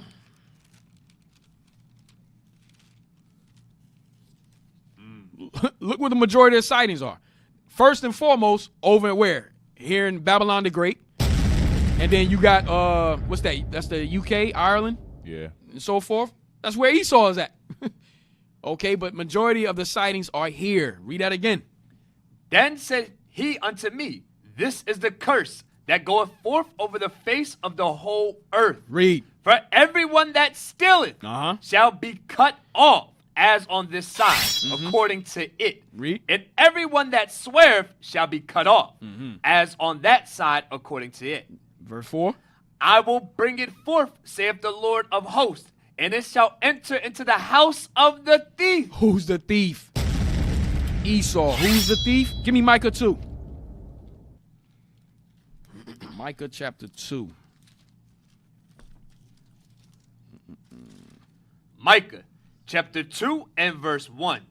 Woe to them that devise iniquity and work evil upon their beds. When the morning is light, they practice it, because it is in the power of their hand. And they covet fields. And they do what? And they covet fields. This man covet fields. Go ahead. And take them by violence. And he take them fields by violence. They were blessed with the art of war. They conquer. Go ahead. And houses, and take them away. So they oppress a man in his house. So he oppress a man in his house. Go ahead. Even a man in his heritage. And a man and his heritage. They take our identity, they become us. Culture vultures. They become us. They oppress a man in his house, and they oppress us and our heritage. Okay? All right, so from there, go back, finish that verse, Yes, and then you can get your video. Verse 4. Pop it off. I will bring it forth, saith the Lord of hosts, and it shall enter into the house of the thief, and into the house of him that swear falsely by my name. You see that? Swear falsely by the Lord's name. Read. And it shall remain in the midst of his house. And it shall what? And it shall remain in the midst of his house. Put that back up. The map. The map. It shall remain in the midst of his house that he stole. All right, so that's why you're seeing so many UFO sightings here in America. Okay, that's why you're seeing it. That's why it's a hysteria, it's a craze going on right now over the drones and so forth over Jersey, because there's mass UFO sightings that's happening right now. But what we're going to show you is that it's always been happening. It's not nothing new. It's not anything new. All right. So, Officer Abaddon, you could pop it off with your video. Yes, sir. So, hey, put up that Hey, what's going on with the headsets, man? Yeah, we can only have one here. But we're good now. No. Oh, I pulled it. Go ahead. Okay, it keep going in and out. But put that first video up that I put the arrow on. So just like Officer Jed's been saying, it's a lot of things that's been going on. No, not that one. Not that one first. The other one. A lot of things been going on in the news lately. That you see that they've been having hearings. I think it was like for 3 weeks straight, they was having like a hearing on the UFOs that's been popping up everywhere. So like the scripture says in Mark 4, it says there's nothing hidden that will not be revealed. You know, they've been calling us crazy for a long time, but now if you don't know what's going on in the skies, you look crazy yourself. You know, so play this real quick. Watch what this is from a news channel called Redacted. and they're gonna show a clip of something that happened with an airline that everybody was wondering. They're gonna say the name of the airline, but go ahead, press play. Within the United States government, you're not idiots, and it's being used by the United States government as we speak. During this hearing today, whistleblower Rear Admiral Tim Goday said we have satellite video of UFOs, lots of them, in fact, and hopefully Congress will make mandatory to release these videos to the public. So press pause real quick. Press pause. So they actually have a whole bunch of videos. I know we always see the one video with the, I think it's like an infrared or black and white where they see a chariot flying over the waters. Right. That's the main one that everybody knows about. Right. But he's saying they got clear images of these UFOs, what they done, and they just don't share them to the public. Oh, snap. Go ahead. Admiral, he sees it all. And by the way, he's specifically been on the beat talking about all of the underwater UFOs that Hold on. Press pause. Underwater UFOs. So videos. They not only have the ones that's flying in the skies or those little videos on TikTok, they got a video of these UFOs flying underwater. Wait, didn't a senator from Jersey, I think he was a senator, then he said it was like 50 of them that came from the water. Yes, he did. Go ahead. The public. Again, he's an admiral. He sees it all. And by the way, he's specifically been on the beat talking about all of the underwater UFOs that have in the ocean off of U.S. Navy craft, that they see them regularly. Talk to any person who's they see been them on regularly. U.S. Navy. Regularly. They just like, oh, okay, that's nothing. Yeah. It's just UFOs. Go ahead. Destroyers for any length of time. They've all seen them, by the way. Talk to them. Journalist Michael Schellenberger said we have full motion video, FLIR camera videos, infrared videos of UFOs. And by the way, he talked about low Earth orbit satellites. So we have all of these low Earth orbit satellites that are able to capture in color these UFOs, full color video, just like this. Now, this one was press pause real quick. Now he's about to show you. He said that they have actual satellite imagery of these UFOs when they're flying in the sky. So there was a whistleblower that came out. There was an airline that went missing about 10 years ago. I forget the name. He's going to say it. But there's the ocean, the one in the ocean. Yes. Malaysia Airlines. This is actually, they have a whole Netflix series on the Malaysia Airlines saying, oh, where did it go? We don't know. They went to the spot on the ocean where they say it went missing. They said, oh, we couldn't find no crash. We don't know what happened to it. So a whistleblower comes out 10 years later and shows the satellite image of what happened to that airline. So now, let's see what happened. A whistleblower, of course. This is MH370, the missing Malaysian Airlines. And watch as the three UFOs that in perfect triangular formation come right around MH370. And zoom right there's here. two. There's the second one. And here the third UFO comes in. Hey, stop. Hey, I want y'all to look something up. Hold on. I want you to look up how fast an airline travels. Airlines do, I say average 500, maybe 300. Some go like 300 miles per hour. Like 500. 500, Right? You don't have to look it up. Just keep going. Right. Go ahead. But my point is, they travel fast, right? Airline. Go ahead. Right. A plane. What happened? Nothing. You'll watch as then, of course, using this etheric energy, the 0-point technologies, make the craft disappear. And so the United States government is responsible for this. Watch as then the airliner disappears. Right here, I believe. Right after this cloud. Watch. Here we go. This is an unbelievable video, and it's been confirmed. This is 10-year-old video, by the way. Hold on, press pause. Hold on, press pause. So this airline 10 years ago, they said they didn't know what happened to it. But the video shows UFOs start circling around it and make it disappear. So there's been a lot of things going on that people don't know. That's why we was talking about Mark 4. It says there's nothing hid that will not be revealed. There's a lot of things going on that Esau knows, but he's not going to reveal it to the public. Now, go to that second video with Tucker Carlson. We got the timestamps there. The general. We can't hear it. Thanks, guys. Yeah. So we got airlines disappearing, There was people. This wasn't a cargo airline. This was actual people on that airline. Those people are gone. I don't know where they went, but they're gone. The Joe Rogan Experience. The deeper level is so if they're spiritual beings. So press pause really quick. Tucker Carlson, he was on Fox News, I believe it was. Fox and Friends. Yeah. Fox and Friends. And he was actually fired from there for talking about the Ukrainian war, how America's hiding stuff between Zelensky and what Putin's actual motives are. So he got fired from there and started his own podcast. And from the whole Trump administration, he's been taking Tucker Carlson everywhere now. So Tucker Carlson has been around more higher up people now. So now he's beginning to talk about some things publicly. Watch this. It's a binary. They're either, you're on team good or team bad. You can assign any name to it you want, but what are these things? Are they good or bad? And I think some of them are bad. And if the U.S. government knows that, or elements, the people within the U.S. government know that, then they're serving a bad force. Press pause real quick. So his point was, he says that the things that we're seeing, they're not alien craft. He said they're spiritual beings. And he said that not only spiritual beings, but some are good and some are bad. And he said, well, if America knows that they're either bad or good, which side are they serving? Play on. Spiritual. What makes you draw that conclusion that they're spiritual? What's the obvious? Spiritual may be the wrong word. Supernatural. They're beyond nature as we understand it. Obviously they are. Just chart their physical behavior. It doesn't, it goes outside of what we understand about physics. No visible means of propulsion, coming at indescribable speed, hitting the ocean, continuing at speeds that are impossible undersea.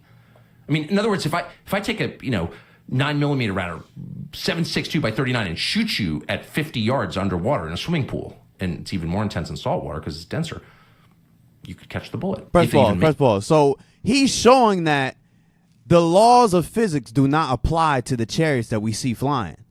For example, he's saying how if you shoot a bullet in water, someone can catch the bullet because it won't be able to move as fast as it can outside of water.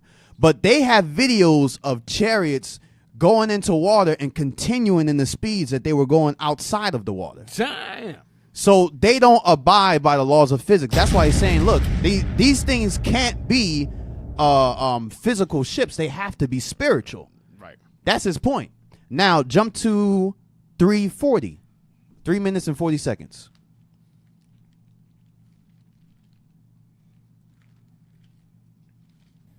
And people have been hurt by these things. Oh, press pause. He said people have been hurt by these things. We just saw one where a whole airline went missing. But he's saying that they have on record that these chariots have hurt and killed people. Press play. It's a fact. It's a fact. Hey, we hopefully we can get to it, but go ahead. Okay, yeah. It's a knowable fact. It's a provable fact. And killed. And I'm not saying millions of people have been killed by whatever these things are, but people have been killed, and it's known because it's working its way through the courts. Press pause. They even have another clip with Russia talking about the chariots and the beings on there. They have a story. We don't got the video right now, but they have a story where they were what are the people that dive into the oceans? Scuba divers. Yeah, scuba divers that work for the military. They went into the waters and they found Navy SEALs or something. But for the Russians, right. So they was underwater and they saw one of the beings and they said it was real tall. So one of them tried to approach it, and as they tried to approach it, it said he put out his hand and a light came off it and shot him all the way up to the waters where you go up too fast. Yeah. You get the bends, I believe. He died from that. So Russians have stories like that where they've been killed by these things before. You explode basically. Yeah. The pressure change is too drastic. So if you rise up too fast, literally the air in your blood is gonna expand too quickly, and you just basically explode. Damn. So not only America has these stories of them interacting with them, but other countries do too. Now, last point. Jump to 6 minutes and 51 seconds. This is the point. Well, it depends. Like that. Okay, so the template that you're using to understand this is like science fiction, right? These are an advanced race of beings from somewhere else. But the template that every other society before us has used is a spiritual one. Paul, so he's saying, Tucker, what's his name? Joe Rogan is saying, well, these are beings. We want to know what they look like. Do they look like monkeys? Do they look green? But Tucker's like, yo, the way you're explaining it is science fiction. All these movies that they portray of aliens going outside of space, that's to confuse the public. So when we see the UFOs, everybody's talking about, oh, they're green people, or they're going to eat somebody. But Tucker Carlson's saying, no, that's not how every society have seen them. Play on. There's a whole world that we can't see that acts on people, a supernatural world that's acting on us all the time for good and bad. Every society has thought this before ours. In fact, every society in all recorded history has thought that until, I'll be specific, August 1945, when we dropped the atom bombs on Hiroshima and Nagasaki, and all of a sudden the West is just officially secular. We're God. There is no God but us. Damn, press pause. So he's saying prior to America dropping the bomb on Nagasaki, they said that everyone knew all these things that were popping up in all recorded history. They knew there was a spiritual warfare that was going on that they couldn't see. But after the bomb was dropped, America declared that they're God and that there's no other God. So now when you see everyone in America saying, oh, what are those things? Everyone just says, oh, they're aliens. They're green people. They can't be any power outside of the power of the white man. Or they're the white man's technology. Right. That's what they say, too. They say, oh, this has to be secret technology that America is not given to the people. But he's saying everybody knew prior to America declaring itself as God, like the scripture says in Isaiah 14, everyone has known this. Play on. I think that's until, what's the timestamp? We got like a minute left. Okay, yeah. And that's the world that we have grown up in, but that's an anomaly. Like no one else has ever thought that. There's never been a society that thought that. Every other society has assumed, and they've had all kinds of different explanations, and the details differ, but the core idea does not differ, never has differed from caves until now, that we're being acted on by spiritual forces. That's at it. all times. That's it. So get Daniel, also, Judge, you ready for it? You good? Yeah, we got okay. Yeah, so that's the point. They know exactly what's going on, and Tucker Carlson's been around the more higher up people, so they understand, and the people in the shadow government understand exactly what's going on, what we see. That was awesome. All right. Hey, get those two videos, Captain LeQuoc. Hey, shout out to Captain LeQuoc. All right. He posted this video right here. Play that. This is in New York, December 19th. This just happened a couple days ago. Watch this.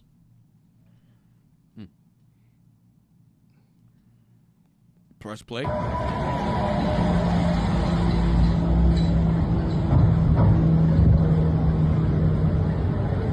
Those not drones. You want to know what happens? What now? Yeah. So right, these are chariots right here. These are literal chariots. All right. Now go to the next video. Go to the video where the chariot takes down a drone. Oh snap! Takes down a drone. Damn. You imposter. We got another text. All right, that's got to wait right now. Hey, go ahead. Drone versus UFO. This is December 14th. Go ahead. You want to know what happens when a drone goes against a UFO? We got a real-life dogfight for you right here. Check this out. This video was recorded by the TikToker right here, Court LESP. Check them out for the original video. All right, guys, check this shit out. Something's going up real fast. Esau, there's something that's going on. That's the drone right there. That's the chariot. Watch this. Oh, is that moving quick? That could be a drone. I don't know what the hell that is. But she think it's a drone. There's only one remaining. But when you see what happened, it's going to tell you it was a drone or something. Whatever that green flashing one is, she moved quick around it to get it.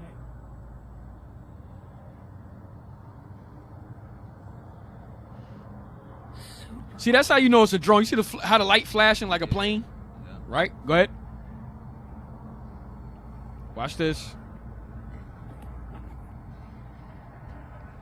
All right, here we go. He's like right there. Here it is. Oh, he's like right on it. Watch this. Look. Hey man, get that crap out of here. Get that crap out of here. Didn't stand a chance. Look.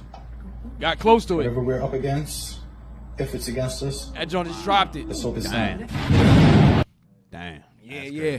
Hey, give me the book real quick.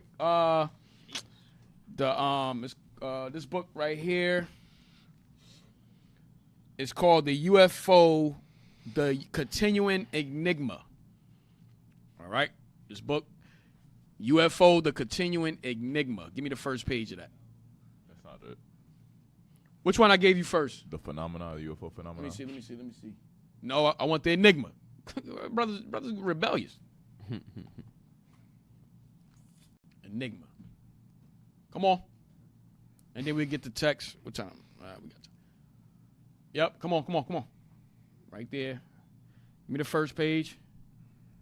From the What page Maya is this? Maya astronaut? Nah, I don't want that one. Next page, right here. This is what I want. Blow it up. Where at?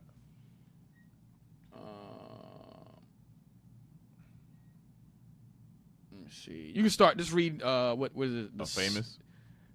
No. Machines? No, where it says the son of the sun. You see that little foot? Yeah, son of the sun. Yeah, just read that. Start there. The miniature from the Mahabharata shows the conflict between Arjuna and Karna. Karna, like his father, the sun, had only one wheel on his airborne chariot. Mm-hmm. So this is other nations. Right? All right. So go up and see the picture. All right. So understand, all the other nations, what you're going to see is the other nations have some form of seeing the chariots as well. In their literature, in their arts, or whatever the case is, right? Now go down. Let's read down. Watch this right here. God of the sun. So this is Greek mythology. Helios, the Greek sun god, is depicted on his vase. Each dawn he would rise from the sea and drive his chariot across the sky. He would rise from the sea. Wow. And drive his chariot across the sky. You understand? Just like they seen UFOs come from the sea, right? Go to the medieval UFOs, and then we're going to read the... Medieval UFOs. Strange objects were sighted in the sky over Nuremberg, Germany on April 14, 1561. Mm-hmm. This print is from a woodcut that recorded the momentous event. Mm-hmm. Yep, right there. So look, this is all throughout history. This ain't nothing new. Chariots been seen all throughout history. And guess what? They're for our deliverance. To this day. All right. Now go up, go all the way up. Go all the way up. Let me see. The Romans? No. Yeah. Go down. Let me see. Where you see that at? Yep. Start right there. The Romans? Yep. The Romans of more recent antiquity also recorded sightings of unexplained objects in the sky. So the Roman Empire, they recorded more recent antiquity also. The Romans of more recent antiquity also recorded sightings of unexplained objects in the sky. Go ahead. The Roman writers Livy and Pliny each report a mysterious fiery object falling toward the earth in 214 BC. So in 214 BC, aren't we seeing this today? Aren't we seeing fiery objects in the sky today? They were seeing this 214 BC. Go ahead. And 66 BC, respectively. Mm-hmm. Julius Obsequens, who was writing in the 4th century AD, speaks of witnesses who had seen several round shields and burning globes both by day and night in the skies above or near Rome. Damn. Go ahead. Medieval chroniclers echo these reports. Read that, the bold. The skies were filled with cylindrical UFOs from which emerged black, red, and orange globes. Then we just read about the flying. That's a flying road. That's a flying road that we read about in Zechariah. Go ahead. A famous woodcut by Hans Glaser bears graphic witness to a war waged in the heavens above Nuremberg, Germany on April 14, 1561. During the early morning hours, the skies were filled with cylindrical UFOs from which emerged numerous black, red, and orange globes, or smoking spheres. A similar event also captured in woodcut seems to have taken place above Basel, Switzerland, on August 7th, 1577. This time, large numbers of black spheres appeared to be engaged in a furious battle. In a furious battle. Read that. Oh, read that again. Read that again. Read that again. A similar event also captured in woodcut seems to have taken place above Basel, Switzerland on August 7th, 1577. This time, large numbers of black spheres appeared to be engaged in a furious battle. They seemed like they was engaged in a furious battle. Just like we read about in the Maccabees. Yeah. What's that, first Maccabees 5? No, second Maccabees 5.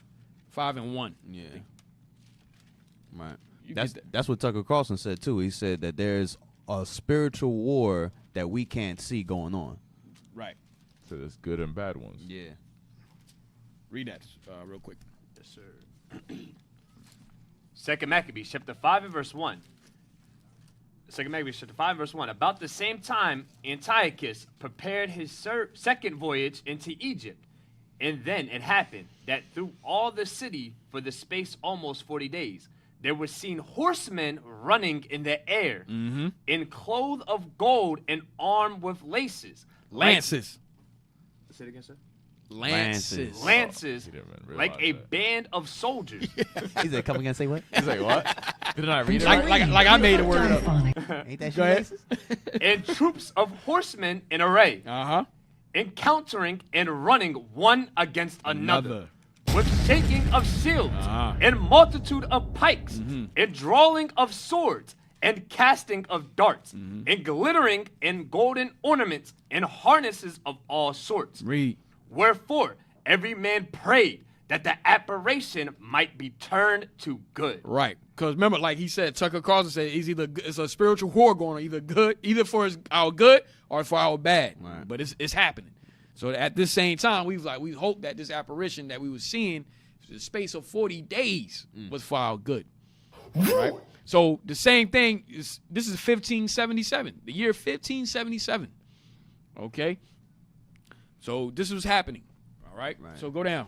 Nothing new under the sun. So don't think this is a new phenomenon going on. No, this has always been happening. All right. Go ahead. Read on. What were our ancestors seeing? So what were they seeing? What were our ancestors seeing, right? Go ahead. Like the biblical prophets, people in the Middle Ages tended to interpret these aerial phantoms as religious portents. The possibility always remains, of course, that they were simply misinterpreting ordinary atmospheric phenomena such as meteors and aurora borealis or northern lights. The possibility also exists that they were witnessing something truly anomalous. And as we shall see, strikingly similar sights have been reported by more modern observers as well. Beginning in the autumn of 1896, Californians in San Francisco. So here we go, 1896. Go ahead. Hey, read that. Read those right here. UFOs in the Bible. That's what I want. UFOs They know. UFOs in the Bible. Many episodes in the New and Old Testaments of the Bible have been interpreted by some UFOologists as evidence that alien astronauts did visit our planet in ancient times. Often these stories and they know that by the Bible. Right. Go ahead. Often these stories bear startling similarity to modern-day reports of UFO sightings, alien contact, or abductions. So the UFOologists, they know, like, yo, this is the same. What we seeing today is in the Bible. They know that. Go ahead. Watch this. God's creatures. God's creatures. The vision of the prophet Ezekiel has many of the characteristics of a close encounter with an alien spacecraft and its occupants. Damn.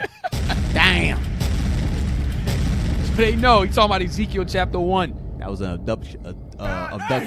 Ezekiel seen black angels. Black angels. All right, go ahead. You don't got it. Yeah, you can read it. As I looked, behold, a stormy wind came out of. We want to read the actual. Yeah, get the actual scripture. Yeah. That's another translation. Ezekiel 4-7. Yes, sir. Ezekiel chapter 1 and verse 4. And I looked, and behold, a whirlwind came out of the north, a great cloud, and a fire enfolding itself, and a brightness was about it. Hey, the fire enfolding itself, that's what we seeing today. The fire enfolding, that spiritual fire around the chariot. Right. That's what that reddish orange glow, that's what that is. Go ahead. And out of the midst thereof, as the color of amber, out of the midst of the fire. Also, out of the midst thereof came the likeness of 4 living creatures, and this was their appearance. They had the likeness of a man, and everyone had 4 faces, and everyone had 4 wings, and their feet were straight feet, and the sole of their feet was like the sole of a calf's foot, and they sparkled like the color of burnished brass. Right. Black. Okay, the angels are black. Burnished brass. All right? All praises. Ufological. No, go ahead.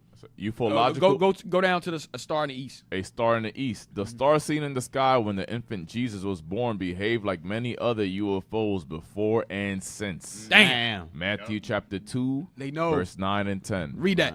Read that.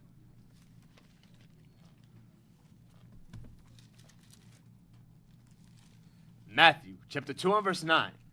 When they had heard the king, they departed. And lo, the star which they saw in the east went before them. How's a star just moving before them? It was a chariot moving before them. A so-called UFO. Read it again.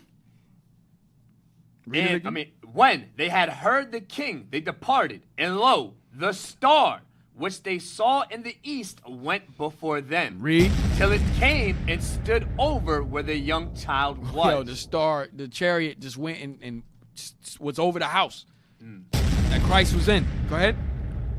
When they saw the star, they rejoiced with exceeding great joy. So these men were blessed that Christ's chariot, the chariot, was able to direct them to where Christ was. As a baby. Hey, officer, I don't know if we had time, but they had another clip of a recording of what just happened where someone said that the chariot looked like Ezekiel's wheel. Where it was moving around. Yeah. We can finish what we're doing then if we got time. All right, if we got time. Yeah. And then I know we got another text, right? Yeah. Yeah, we get to that. We get to the text. Let me finish reading this. Go ahead. Where you at, officer? Y'all can go up. Ufological Exodus. Yeah, go top down. Right. The top right. Yeah. No. Go down to Elijah. Let me see what it say here. Elijah. Wheels of fire. The prophet Elijah, like a modern day abductee, was transported up into heaven into a burning chariot. So they know. They know. There's another book that said it was a so-called UFO. But my point is they know those are chariots. They're the chariots, right? Now go up to the UFO. Ufological Exodus. Some ufologists claim that when the people of Israel were led out of Egypt by Moses, they were guided on their journey by benevolent UFOs that hindered all attempts at pursuit by the Egyptian forces. Dang. Go ahead. Get that. Exodus 14. Let's get that. Exodus 14. 19 to 25. Exodus chapter 14 and verse 19. And the angel of God, which went before the camp of Israel, removed and went behind them, and the pillar of the cloud went from before their face and stood behind them. And it came between the camp of the Egyptians and the camp of Israel. And it was a cloud and darkness to them, but it gave light by night to these. So that there came not one near the other all the night. And Moses stretched out his hand. Where you at? I'm in verse 20 now. Oh, go ahead. Verse 21 now. And Moses stretched out his hand over I thought he went straight to 25. I thought you called 25. No, 19 to 25. Oh, go. 19 down to 25? Yeah, it's free. Verse 21 now. Start at 23. Yes, sir. Verse 23. And the Egyptians pursued and went in after them in the midst of the sea, even all Pharaoh's horses, his chariots, and his horsemen. And it came to pass that in the morning watch, the Lord looked. Read that again. And it came to pass that in the morning watch, the Lord looked unto the host of the Egyptians through the pillar of the cloud. Yo, it got windows on that joint, so the Lord looking through. Right, go ahead. And of the cloud, it troubled the host of the Egyptians. How? Verse 25. It took off their chariot wheels, that they drave them heavily, so that the Egyptians said, let us flee from the face of Israel. Right. So obviously the Lord had some type of beam or something that it was able to take off the wheels of the chariots. Go ahead. For the Lord fighteth for them against the Egyptians. The Lord's fighting for us against the Egyptians at that time. Yeah. Yeah. You can't fight against something like that. Nah, you ain't fighting against that. Like and they know that. They know that. Yeah. That's why he's like, look, don't even try to go up against it. Even with all the technology that the U.S. have, they like, yo, stand down. We take your wheels off. How you look? You flying to approach a UFO, and then he takes away your steering wheel. That's what I said. Drive now. You just look at each other like, I don't know what to do anymore. All right. Yeah, go down. Unidentified scroll. Yeah. Unidentified scroll. This passage describes an ancient sighting of a cylindrical UFO. Talk Zechariah about, we just read 5, that. 1 and 2. Yep.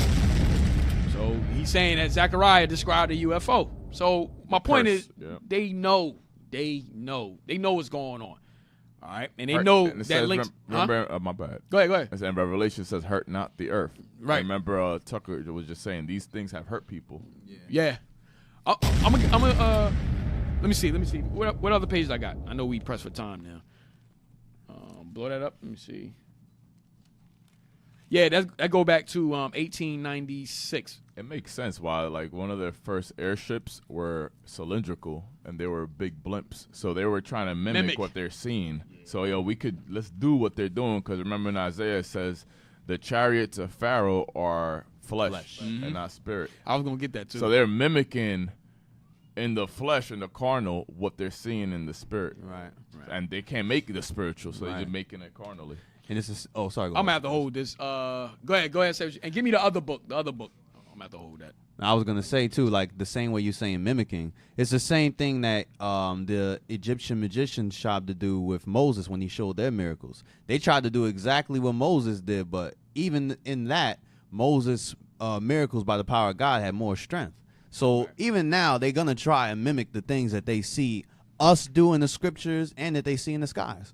Right. And they said, what's heavy is that 1909, that starship or whatever, go back to that book, because this is around the time the Wright brothers was able to make the airplanes to fly, right? So that, go back. I will be like the Most High. Yep. Read that, a cigar-shaped craft. A cigar-shaped craft. In 1909, the airship was back this time over England. So what they seen before 1896, it came back in 1909. Go ahead. And with a more modern, faster design. The case reported by police constable Kettle of Peterborough near Cambridge is typical. In the early morning hours of March 23rd, 1909, his attention was drawn to the steady buzz of a high-powered engine. Kettle next spied a powerful light, which he estimated to have been some 1,200 feet above the ground. He also saw a dark body, oblong and narrow in shape, outlined against the stars. It was traveling at a tremendous pace, and as I... Damn. Go ahead. And as I watched, the rattle of the engines gradually grew fainter. There were hundreds of reports of a whirring sound from above, a cigar-shaped craft and a brilliant light beaming groundward. What is apparent is that there were not nearly enough real airships in the world to explain all these sightings. The Germans, for example, had only 3 Zeppelins operational at the time, but up to and even after the outbreak of hostilities in 1914, Northern Europe would be plagued by such reports. The Danes blamed the British, who suspected the Germans, who in turn accused the British. But the mysterious craft did not cause any trouble. They seemed to be passive observers of the turmoil below. That's the same thing they're doing now. They see doing it right now, right? Read on. Hey, notice they got in bold letters, a dark body. Oblong and narrow in shape. They know. Read on. The period between the world wars was not without incident either. Whoa. Read that slow. The period between the world wars was not without incident either. So the period between the world wars, that's when they seen a lot of the sightings here. Go ahead. From 1933 until 1938, Norway, Sweden, and Finland were inundated with reports of the ghost flyer. So that's what they called it back then. They called it the ghost flyer. We seeing this happening right now. There's nothing new under the sun. Go ahead. They always been here. Go ahead. Unlike its predecessors, the ghost flyer was reported as a large airplane with ordinary wings, nose, and tail. This phantom plane performed the patently impossible, flying at low altitude over treacherous mountain terrain in snow and fog. Its arrival was often announced by a brilliant beam of light. All right. So from there, give me the other book. Give me the other book. Real quick. I just want the one page out the other book. We're not going to be able to get everything. So that's the same thing they say today. Like when they see UFOs, they say, was it China? Was it Russia? Yep. Yeah, same exact thing. Right here. I just want this. Go back. I just want this page right here. The what, The UFO yellow. Yep, the yellow. Yep. phenomenon, right? Are you able to get it, blow it up to that particular? Yeah. Well, the book is the UFO phenomenon, right? Mm-hmm. A phenomenon.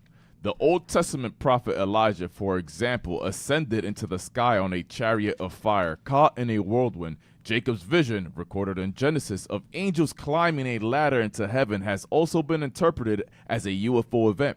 The book of Exodus also provides intriguing possibilities for the UFOs. The account of Moses leading the Israelites out of Egypt and across Sinai to the Promised Land states, the Lord went before them by day in a pillar of a cloud to lead them along the way, and by night in a pillar of fire to give them light, that they might travel by day and by night. According to biblical scholar and Presbyterian minister Barry H. Downing, the so-called pillars of cloud and fire could have been a UFO whose exhaust may also have parted the Red Sea.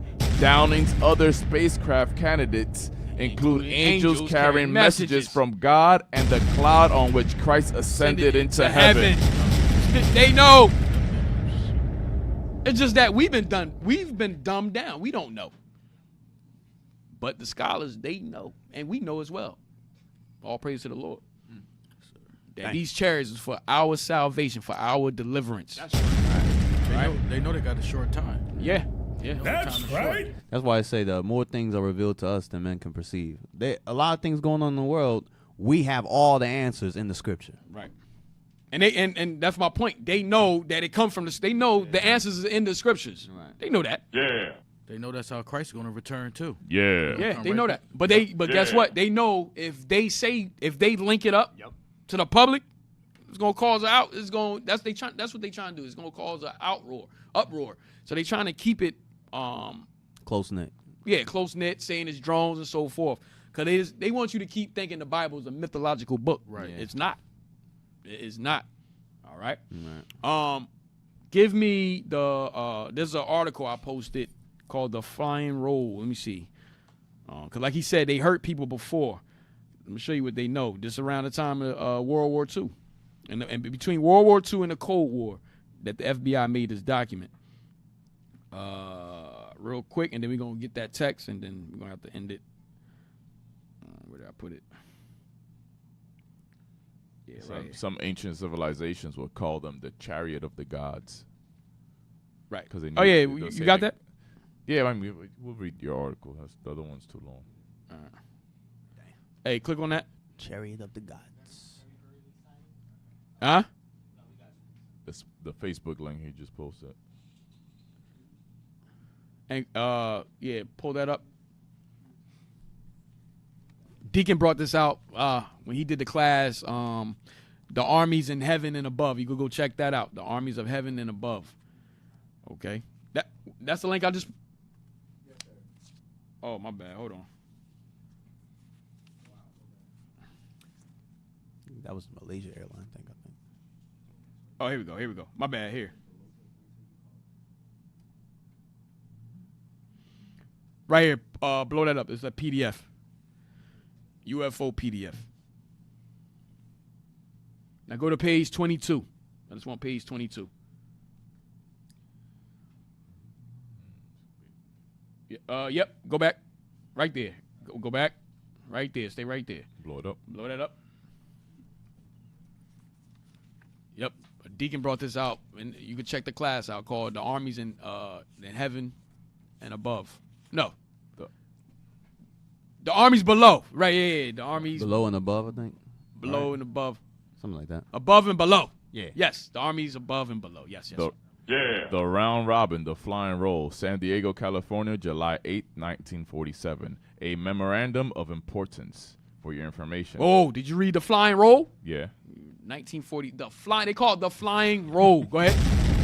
The memorandum is respectfully addressed to certain scientists of distinction, to important aeronautical and military authorities, to a number of public officials, and to a few publications. Can you blow a little more? Yeah, blow it. Yep. All right. The writer has little expectation that anything of import will be accomplished by this gesture. The more fact that the data herein were obtained by so-called supernormal means is probably sufficient to ensure its disregard by nearly all the persons addressed. Nevertheless, it seems a public duty to make it available. The present writer has several university degrees and was formerly a university department head. A very serious situation may develop at any time with regard to the flying saucers. If one of those should be attacked, the attacking plane will be almost certainly be destroyed. In the public mind, this might create near panic and international suspicion. The principal data concerning these craft is now at hand and must be offered, no matter how fantastic and unintelligible it may seem to minds not previously instructed in thinking of this type. Now, he's going to give all the attributes of the chariots. Watch this. 1. Part of the discs carry crews. So, part of these discs carry crews. Those are the angels. Go ahead. Others are under remote control. Others are under remote control. Remember in Ezekiel, he said that the spirit. Yes. Yeah. Right? Go ahead. 2. Their mission is peaceful. The visitors. No, it's not. But go ahead. The visitors contemplate settling on this plane. Go ahead. 3. These visitors are human-like, but much larger in size. Damn. You see that? They would never say they black, though. Even though they are. But they said they are human-like, but much larger in size. Go ahead. 4. They are not incarnate earth people. Excarnate earth people, but come from their own world. Go ahead. 5. They are not come from any planet as we use the word, but from an etheric planet which interpenetrates with our own and is not perceptible to us. Damn. Oh, you got to read that again, man. You chop that up. Come on, read that again. Type. I know they do not come from any planet as we use the word, but from etheric planet which interpenetrates with our own and is not perceptible to us. Right. That's another dimension. Yeah. It's another dimension. They know there's a portal or something that they come through. Well, it said in 2, it says they want to settle in this plane. At the end. Their mission is peaceful. They visitors contemplate settling on this plane. Meaning they're coming from another plane. Yeah. Another dimension. Yeah, what they call that? Astral plane. Yeah. Astral plane and all that, right? That's what, oh, my bad. Go ahead. That's what Tucker Carlson said. It says there's spirits acting on us within our world. Yeah. We just can't see it. Right. Another dimension. Go ahead. 6. The bodies of the visitors and the craft also automatically materialize on entering the vibratory rate of our dense matter. Damn. Go ahead. I don't even know what that means. 7. It doesn't sound crazy. It's talking about frequency. So how light works, it works on different frequencies, and we can only see but so much of that light spectrum. So if they increase their vibrations, they disappear to us. If they lower their vibrations, then they just pop up out of nowhere, but they're always there. Oh, okay. How you understand that? Yeah. You're on another level. Congratulations. Congratulations. 7. The discs possess a type of radiant energy or a ray which will easily disintegrate any attacking ship. How do you know that? They've been disintegrated. Read that again. The disc possess a type of radiant energy or a ray which will easily disintegrate any attacking ship. Right. Now I've heard of this animated, I don't know if they still have it. It used to be on YouTube called infomercials. And they used to have where UFOs during the World Wars, they used to shoot down the nuclear bombs? No. How you say it? Like the radiant energy. They used to shoot it down like the beam and it would make the soldiers sick. Oh, yeah. Okay, yeah. So like from radiation. radiation. Yeah. Damn. Yeah. Go ahead. All right, so the discs possess a type of radiant energy or a ray which will easily disintegrate any attacking ship. They re-enter the etheric or will and at will, and so simply disappear from our vision without trace. Damn. There you go. Go ahead. 8. The region from which they come is not the astral plane, but corresponds to the locus or tails. That's tails. Go ahead. Students of esoteric matters will understand these terms. Esoteric meaning Secret it's that only information. like we're considered esoteric. Right. You understand? Only a certain know that information. Go ahead. What's locus and tails? I remember Deacon. We looked that up. I forgot. We got to look it up another time because we over time. All right. 9. They probably cannot be reached by radio, but probably can be by radar if a signal system can be devised for that apparatus. Right. So they have to make something that To would communicate to see them on radar. All right. So from there. All right. So we're gonna have to end it, but let's get that text real quick. Yeah, I think it was 2. Says this first one says Shalom, Most High Christ bless. Oh, the word loka. Y'all on point. I like y'all today. The word loka comes from the Sanskrit word loka, which means world. So go ahead. It can also mean dimension, plane, abode, or place or plane of existence. I think. What about tails? Yeah, Elam uses. They call it loka. Loka and tails come from Elam. The word loka come from Elam. That's what they use it as another world or dimension. Go ahead. That's not how you spell it. That's not right. Nah, I think it was a Talus. Talus, yeah, yes. Talus. Talus etymology. Go ahead. From Sanskrit, tala, hand clapping, musical time. Yeah. Don't put tala. Don't put etymology. You just looking up the Talus. Put locus and talus and see what comes up. I know we looked. We're pressed for time. Yeah, we definitely are. Come on. In the context of Indian mythology and Hindu temple architecture, locus and talus represent different aspects of the universe. Locus in Indian mythology, locus are worlds, dimensions, or planes of existence. They can also refer to the space or sphere of creation. In theosophy, locus represent the evolution of spirit. Talus in Hindu temple architecture, talus are the tiers or stories of a shikara, Vimana, or Gopuram. I know Vimana, that's chariots. Vimana. Oh, that's what they call the chariots, Vimana. The theosophy. It's paradise. Yeah. It's pretty much it's paradise. In theosophy, talus represent the evolution of the matter. So they're basically saying these things coming for paradise. Right. Another realm. It's another realm. A whole another realm. Yeah. That's within interpenetratable, they said. Like, it's another dimension, another realm. All right. All right, so we're going to have to end it there. Let's get that text real quick. Yeah. Says Shalom, Most High Christ bless. Based on the book, is it safe to assume all aerial aircraft designs are... Wait. Whoever this is, they got another. We missed. They just started adding stuff. So go up. That's from another week. Yes, old. Yeah? All right, go ahead. Said, based on the book, is it safe to assume all aerial aircraft designs are inspired by the chariots? Could be. Some of them. Could be. How they fly. Yeah. In the, what's it called? Said based on the book, is it safe to assume all aerial aircraft designs are inspired by the chariots? Could be. Get Isaiah 14. Remember, he said he's gonna be like the Most High. So they could have. Yep. Yeah, these drones. Yeah, definitely. Isaiah 14. Yes, sir. Isaiah. Now, yeah, if you talking about the drones and so forth, yeah, they trying to throw us off, so because they don't really want us to know what's happening. Yeah, see, I knew we missed something. That's a different person now. That's a different person, right? Yeah, that's the one I was seeing. So let's get this one. Isaiah 14. Isaiah 13. Chapter 14 and verse 13. Mm-hmm. For thou hast said in thine heart, I will ascend into heaven. Mm-hmm. I will exalt my throne above the stars of God. Right, space. That's space travel. All right, that's space travel. I got a book that goes into that too, but we press for time. Go ahead. I will sit also upon the mount of the congregation in the sides of the north. Mm-hmm. I will ascend above the height of the clouds. Mm-hmm. I will be like the Most High. There you go. I will ascend above the heights of the clouds. I will be like the Most High. That's your airplanes from the Wright brothers.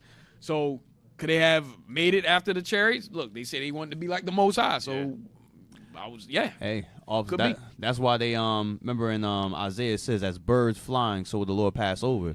It's the same way that they form their ships when they're going to war or flying. So they're trying to be just like us. Yeah, a lot of these ships that they making, they trying to make them as fast as the chariots, Mach speed and all that. Yeah. It's a mimic. Right. Get the next one. Yeah, it says Deacon Ithon did a class a while ago explaining how Neil Armstrong saw UFOs on the dark side. Yep. Talking about the moon. And called a Sea of Tranquility. Right. Go ahead. And warned him not come close. Not sorry, he means to say, and warned him not to come closer. And the U.S. has not been back since. All praise the Most High. Hey, that's the book I wanted to go into. It's a book. There's a book called Selected by Extraterrestrials where he goes in depth about what happened. And he said that when they went up there, they seen ships, and it's called a Sea of Tranquility. They seen ships all around, and they seen the angels. They seen the angels there, and they told them don't come back. They say you're only gonna do a total of 6 more moon missions, and after that, don't come back here. In 1972, they did 6 more, which ended in 1972, and he never went back. All right. Never went back. All right. So with that, we're gonna have to end the show. So all praises to the Most High. All right. All praise. Hey, that was very, very needful class, especially with everything going on in the world today. So we all have to make sure we're staying informed with that. So, Israel, make sure you subscribe to Our Hidden History Radio on YouTube. Hit the notification button so you know when we go live. Also, subscribe to our Philly channels. You can subscribe to IUIC Philadelphia and IUIC Philadelphia in the classroom to get the latest content from the deacon, captain, and officers of IUIC Philly.